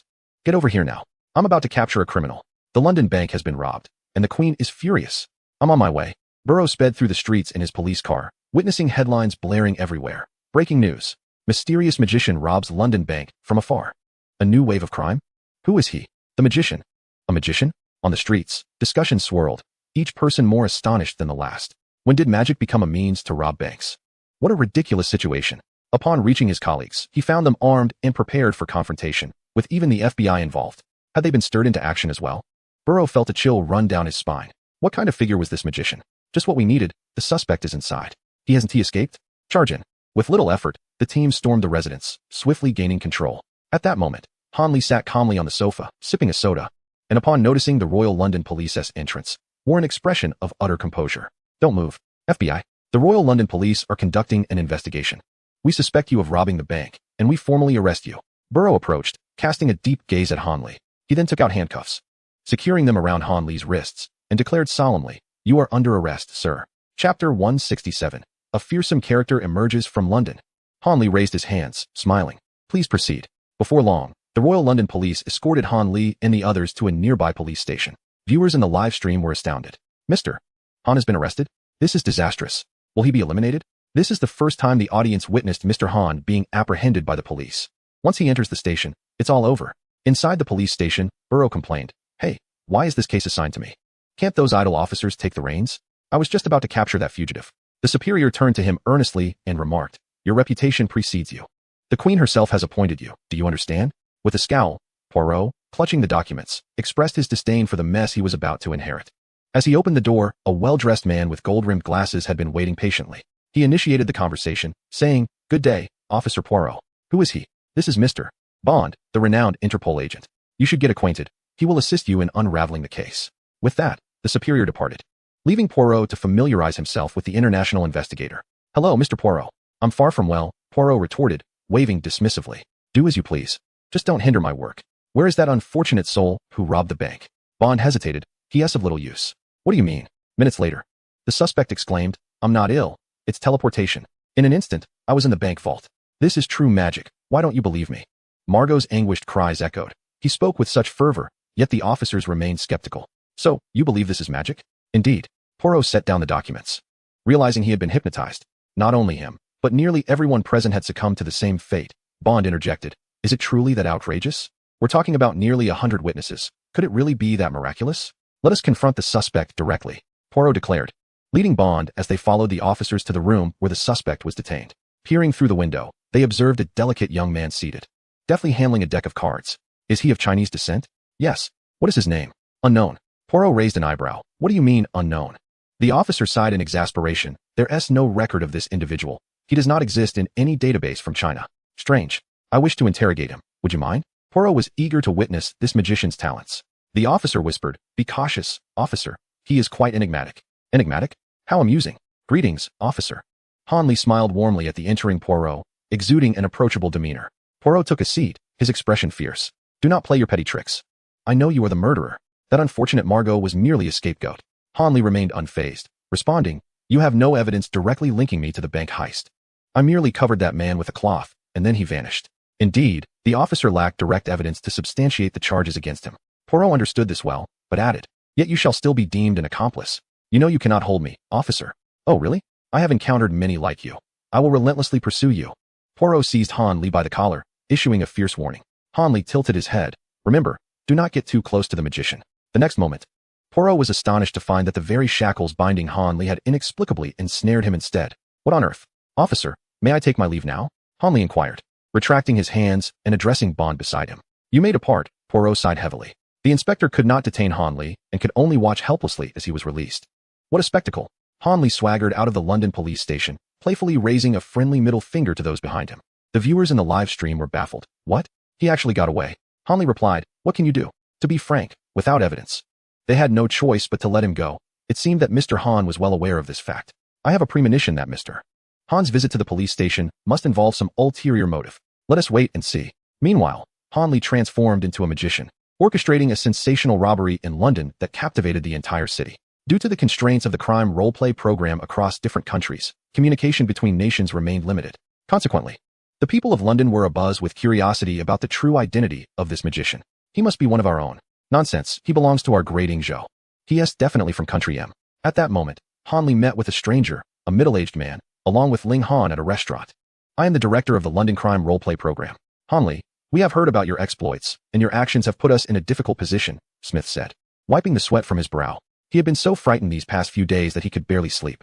Fortunately, Hanley had informed their crew before committing the crime. Otherwise, he might have faced the Queen's wrath. Rest assured, I will return the money, but not right now. The program hasn't prohibited me from doing this, has it? Hanley remarked. Well, if that is the case, then there is no problem. I shall continue my crimes. I am happy. You are happy. Everyone is happy. What is not to like? Smith was sweating profusely now. What kind of talk is that? You may be happy, but the pressure is all on us. All right. However, we hope you can reveal your identity to the public so they know you are a contestant in the program. After all, I've heard the police have even summoned real international Interpol agents. This has escalated. Smith exclaimed in alarm. Do not worry. I will prove that I am a contestant, but I hope you can keep my true identity confidential. Confidential? Are you suggesting we fabricate an identity? The magician is the identity I will adopt in London, Hanley replied. Very well, then all points earned in London will be attributed to this magician persona, ostensibly under our London program. Is that acceptable? That is fine, Hanley agreed nonchalantly. After their conversation, Smith bid farewell to Hanley, as he had a plethora of matters to attend to. Soon, online, Hanley used a secondary account to confirm he was a contestant in London's crime roleplay. Contestant? Instantly, the entire city of London was further astounded. No way. Everyone knows this is a program where passers-by portray criminals. Yet, you, a mere passerby, achieved what international fugitives could not in nearly a decade. The Queen was astonished. This is utterly outrageous. Just as people were beginning to doubt. The criminal leaderboard of London's crime roleplay updated, introducing the third position, the magician. The internet erupted. Wait, is this for real? We have produced a formidable individual in London. The leaderboard was buzzing. Some competitors from country Y regard this magician as a deity. In a certain conference room, Bush met with Officer Poirot, who cryptically remarked, you summoned me for the magician, did you not? I have heard you possess a talent for unmasking illusions. Chapter 168. This method of crime is unprecedented. The Queen has decreed that he must be apprehended in the short term. Thus I wish to discern how he looted the bank. Poirot felt immense pressure. The elder Bush chuckled, who said he robbed the bank. What do you mean? Follow me. Moments later, they arrived at the venue where Hanley had previously performed. The place was empty, and Bush instructed Poirot to reenact the earlier case. Stand still. Producing a cloth from seemingly nowhere, Bush draped it over Poirot. You are about to teleport, Officer Poirot. Suddenly, Poirot felt the ground beneath him vanish, and he found himself falling through an odd conduit. Following this passage, he astonishingly arrived at the vault of the London Bank. Everything around him appeared so lifelike. Damn, it's a replica. Indeed. Bush opened a large door and entered. Then why are the genuine banknotes from the London Bank missing if they did not rob the bank? Bond inquired, perplexed. Bush replied, sometimes, one need not rob a bank. It's a cash transport vehicle. In the words of the Chinese, it's akin to stealing beams and replacing columns. They switched the goods. Instantly, the entire event became crystal clear. This was no mere magic act, but a premeditated scheme. The officers present gaped in astonishment, witnessing such an innovative method of crime. What a revelation. Impressive. Extraordinary. Suddenly, an officer shouted, Officer Poirot, the magician's next performance is imminent. What? The crowd was astonished. We have our eyes on him. Does he dare to perform again? Committing a crime in defiance. This time, they shall not escape. We must uphold the honor of the Royal Police of Country Y. In a certain building, as the second wealthiest entrepreneur in Country Y, the elder displayed remarkable courtesy towards the young man before him. Why? Because the individual in question was none other than the renowned magician. Collaboration? Indeed, sir, this is a lucrative deal, Hanley stated, his demeanor as polished as silver. The elder wiped his brow. Do I have a choice in this matter? Hanley smiled slightly. What do you think? Behind him, with a resounding bang, the magic police lifted a bodyguard effortlessly and hurled him to the ground. The elder drew his blade, standing behind Han Li like two incarnations of death. Within minutes, all the bodyguards lay defeated, leaving the CEO in a state of shock. I agree to your terms. Han Li snapped his fingers. A wise choice. In the next moment, the room plunged into darkness. When the CEO opened his eyes again, Han Li and his companions had vanished. Ghosts. Stepping out of the building in broad daylight, Han Li encountered a group surrounding the vicinity. They were all there to demand insurance compensation. Mr. Han, I perceive that this executive does not appear to be a virtuous individual. Naturally, if he were virtuous, would I seek him out? Ling Han was bewildered. What does that mean? Han Li spoke. Once the location is determined, please procure a detailed map of the vicinity for me. On the day of the performance, you two, the great ones, will remain outside, as alternative arrangements will be made. The audience in the live stream began to stir with excitement. Something significant is about to unfold. The grand event is approaching. A few days later, in a certain area of London. Is this the place? Poirot surveyed the throngs of people filling the streets. All gathered to witness the performance. The notoriety of this magician rivals that of the Queen of the Y country. How do you intend to capture him? Bond inquired. Poirot led him to a tall building and produced a walkie-talkie, stating, Are we all in position? Unit 1 in position. Unit 2 in position. Unit 3 in position. Amidst the crowd, the royal constables of the Y country looked up at the only tall building, silently guarding all the exits of the performance venue. I have encircled the venue, blocking their escape routes, Poirot remarked, his smile revealing his cunning. At that moment, Poirot received a call from the FBI. Good news, Poirot. What is it? We have traced the magician's phone. Poirot was astonished. This was undoubtedly a stroke of good fortune. Splendid. This collaboration is bound to succeed. After hanging up, Bond discerned Poirot's determination and produced 2 tickets, saying, In that case, shall we go meet this magician? Certainly. Poirot eagerly accepted the tickets. This time, he was determined to redeem himself. Soon, the performance was about to commence, and a massive crowd surged into the venue, all eager to catch a glimpse of the magician. As the crowd entered, a constable stationed at entrance B had just finished his report when a pair of hands suddenly emerged, swiftly incapacitating him. The magic enforcer, witnessing the fallen royal constable, wore a sinister grin. Meanwhile, backstage, the unfortunate entrepreneur was laughing in delight, for he had not anticipated that this performance could yield millions. What a thrill. Do you believe in psychological magic? Han Li adjusted his attire and expressed a desire to engage the elder in a game. He guessed the elder's response would be a yes or no. Nonsense, you are utterly ignorant. My mother is named Elizabeth, sharing a surname with the Queen. Furthermore, I attended an international language academy in elementary school, which was quite prestigious. The entrepreneur mocked Han Li. The magician is not omnipotent. Apologies, I seem to have blundered. It appears I need more practice. Han Li feigned a sigh, but in that fleeting moment, a glimmer of triumph shone in his eyes. The time had come. Han Li donned a pristine white suit and a silver mask. He was ready to perform. The magician has arrived. In the audience, Poirot reported. Amidst the cheers of the crowd, Han Li stepped onto the stage. He bowed to everyone present. We meet again, dear friends. Do not blink.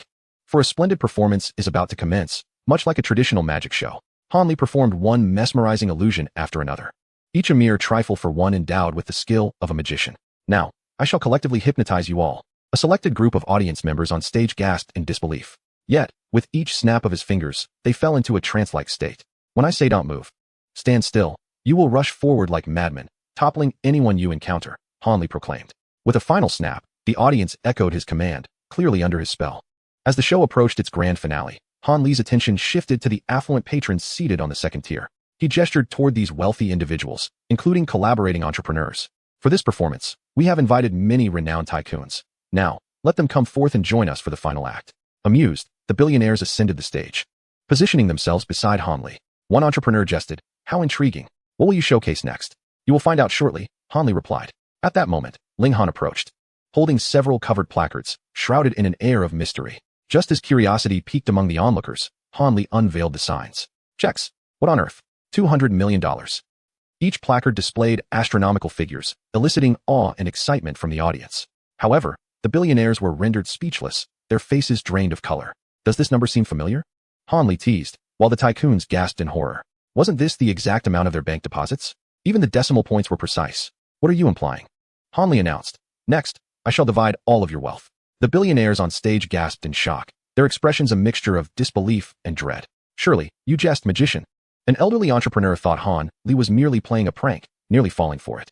Yet, upon witnessing Han Li's serious demeanor, the elder stood dumbfounded, trembling as he stammered. Are you serious? In the audience, Bolo seethed, this is utterly ridiculous. I have never encountered such preposterous claims. Meanwhile, outside the venue, a command vehicle was parked, where the head of FBT surveyed the map dotted with red points. He picked up his radio and commanded, surround them. Instantly, armed officers disembarked, preparing for action. Chapter 169. Han Li, robbing the rich to aid the poor. Ignoring the bewildered billionaires, Han Li turned his gaze back to the audience and declared, please, everyone rise. Thank you for your cooperation. In unison, the audience obeyed, standing at Han Li's behest. Now, I ask everyone to take out your mobile phones. The crowd, puzzled, wondered what Han Li intended. Nevertheless, they complied, retrieving their devices. Observing that most had pulled out their phones, Han Li continued, open your banking apps. How much do you have, my friend? $1,000. And you? $300. As she uttered those words, the lady appeared quite bashful, seemingly fearful of ridicule. Indeed, the affluent individuals on stage listened to the modest accounts of the impoverished, and though they did not overtly mock, their eyes betrayed a profound disdain. Oh, how pitifully destitute. I am certain that everyone has been tormented by the weight of financial struggles, unlike those prosperous souls on stage who experience no such worries. Just imagine. What if the roles were reversed? Upon the utterance of this thought, a palpable stir swept through the crowd. Indeed, I shall transform everyone into the wealthy. Ha ha. Finally, as Han Li concluded his words, a young tycoon could no longer contain his laughter, casting a scornful glance at Han Li. You? Preposterous. How ridiculous. What a mere jester. Believing himself a god wielding dominion over all. Do you not believe? Han Li lowered his gaze, then turned to face the downtrodden, his voice brimming with fervor. Alas. Magic is but the miraculous transformation of the impossible into the possible. At that moment, a notification sound shattered the atmosphere. A gasp arose from the crowd as they turned to see a woman incredulously staring at the balance on her phone. Ding, 120,000 has been transferred. Her previously meager 600 had now transformed her into a person of wealth. My balance has become 120,000, she exclaimed, raising her phone high with uncontainable excitement. What? The wealthy were taken aback. What is this? Humph, a fluke. It must be a fabrication. She is an accomplice. TCH, just a petty trick. The affluent were eager to exit the stage, wishing to put an end to this absurd spectacle. Martin, aren't you leaving yet? At that moment, the aforementioned Martin stood frozen in disbelief. He turned stiffly to his wealthy companions and, trembling, inquired, why has my balance inexplicably diminished by 500,000? As these words left his lips, the other affluent individuals suddenly recalled the cards that Han Li had given each of them. Lowering their gazes, they beheld a bizarre scene unfolding. As the notification echoed from the audience, the balances on their cards were inexplicably dwindling. What in the world? Damn it. My bank manager just called to inform me that I've lost 2 million. A thunderous shockwave erupted. Ding, 230,000 has been transferred. Ding, 150,000 has been transferred. Ding, 340,000 has been transferred. The incessant notifications rang out, accompanied by a cacophony of screams that surged like a tidal wave throughout the venue. What a beautiful melody. If the first instance was mere chance, then what of this? No, stop. Damn it. One wealthy individual gazed at his rapidly depleting balance, utterly despondent. The chorus of lamentations from the affluent echoed through the hall, while below, a chorus of cheers erupted, a stark contrast that left Bolo and Bond, seated in the audience, utterly bewildered. What had once seemed absurd was now manifesting before our very eyes. Good heavens, he is committing a crime right before us. Bolo scratched his head, articulating a profound realization. Bond nodded in agreement. However, how did he achieve this? Han Li approached the edge of the stage, casting his gaze upon the impoverished woman from earlier, and inquired once more, now, madam, would you kindly disclose your balance? The woman, her face obscured by her hands and tears streaming down her cheeks, replied with fervor, $450,000, esteemed magician. Are you pleased? I am incredibly delighted. The entrepreneur glanced down at his card, panic washing over him, utter panic. Magician, have you lost your mind? Haven't you realized? What? These spectators are victims of each of your companies. I am merely returning what they rightfully deserve, Han Li asserted. The wealthy, upon further scrutiny, recognized the familiar faces of their past victims. Why would you do this? They are all earning money. Is that not sufficient? Why concern yourself with these destitute individuals? Han Li's voice resonated with conviction. Justice may be delayed, but it shall never be absent. Boom. The audience erupted in fervor, cheering wildly. Well said. Well said. Bond raised his fist in approval.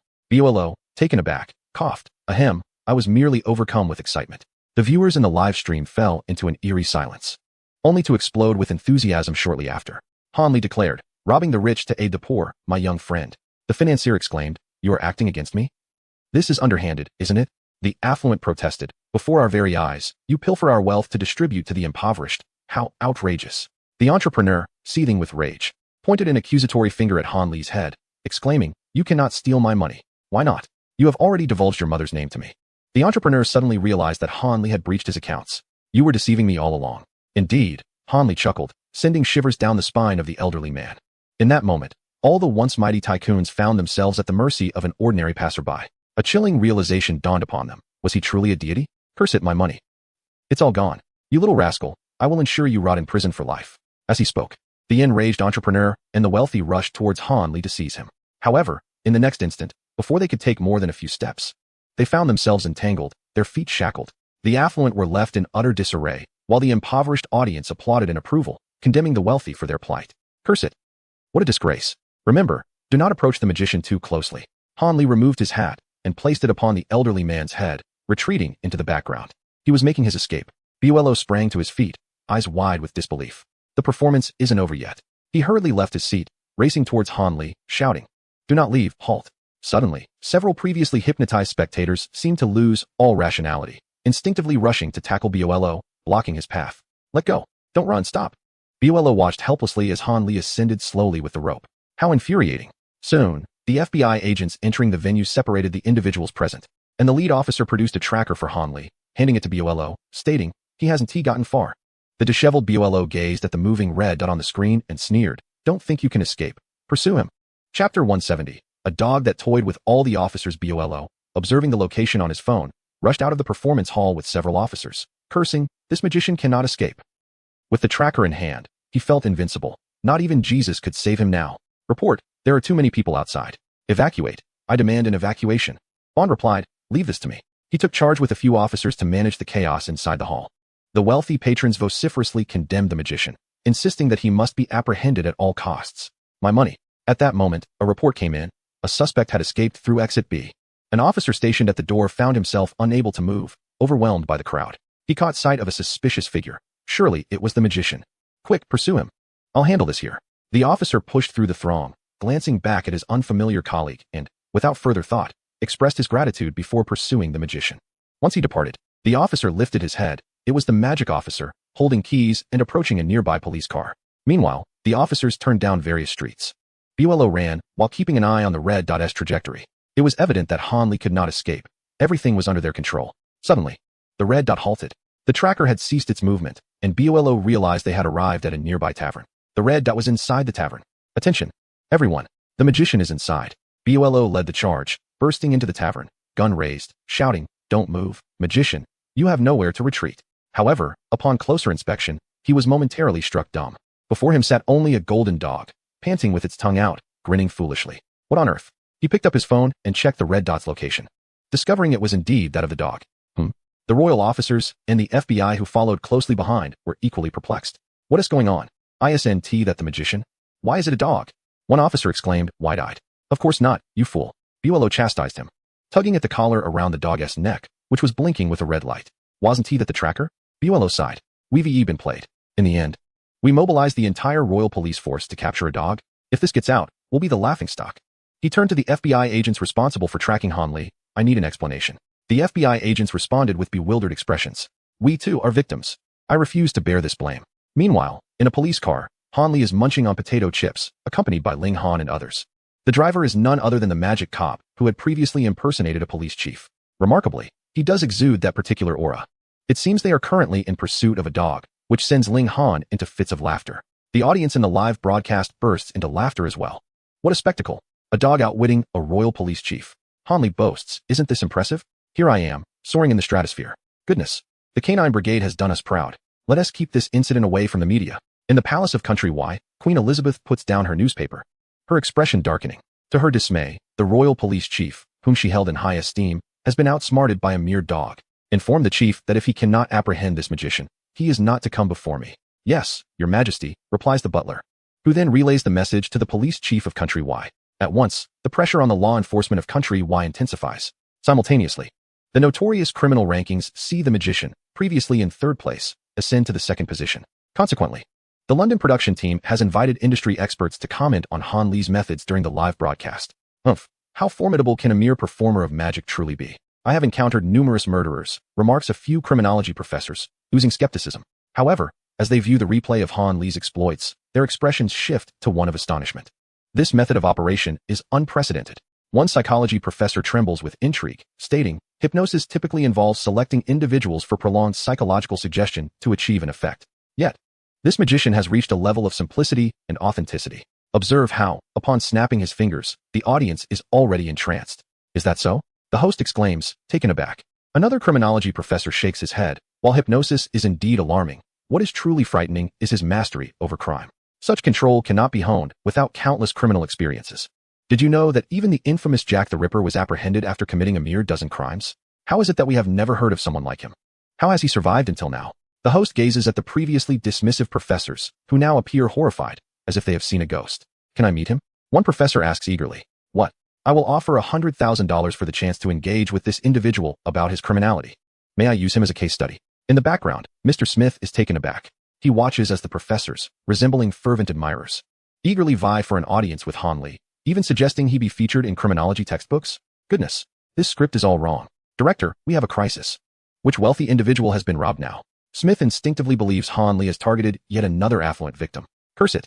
Now, many in London refer to him as Robin Hood. No. You see, the staff handed a tablet to Director Smith, displaying the viewership ratings from recent days. Unlike the previously fluctuating and unstable numbers, they were now soaring like a rocket, surpassing all other domestic programs. Smith picked up the tablet. This magician was indeed a boon for their show. Within the precinct, Poirot sat in his office, feeling overwhelmed. Could it be that this magician truly possessed magical abilities? He was proving exceedingly difficult to apprehend. Knock, knock, knock. Come in, he called. The person who entered took Poirot by surprise. He glanced at the newcomer and inquired, what brings you here? Bush chuckled. You seem troubled.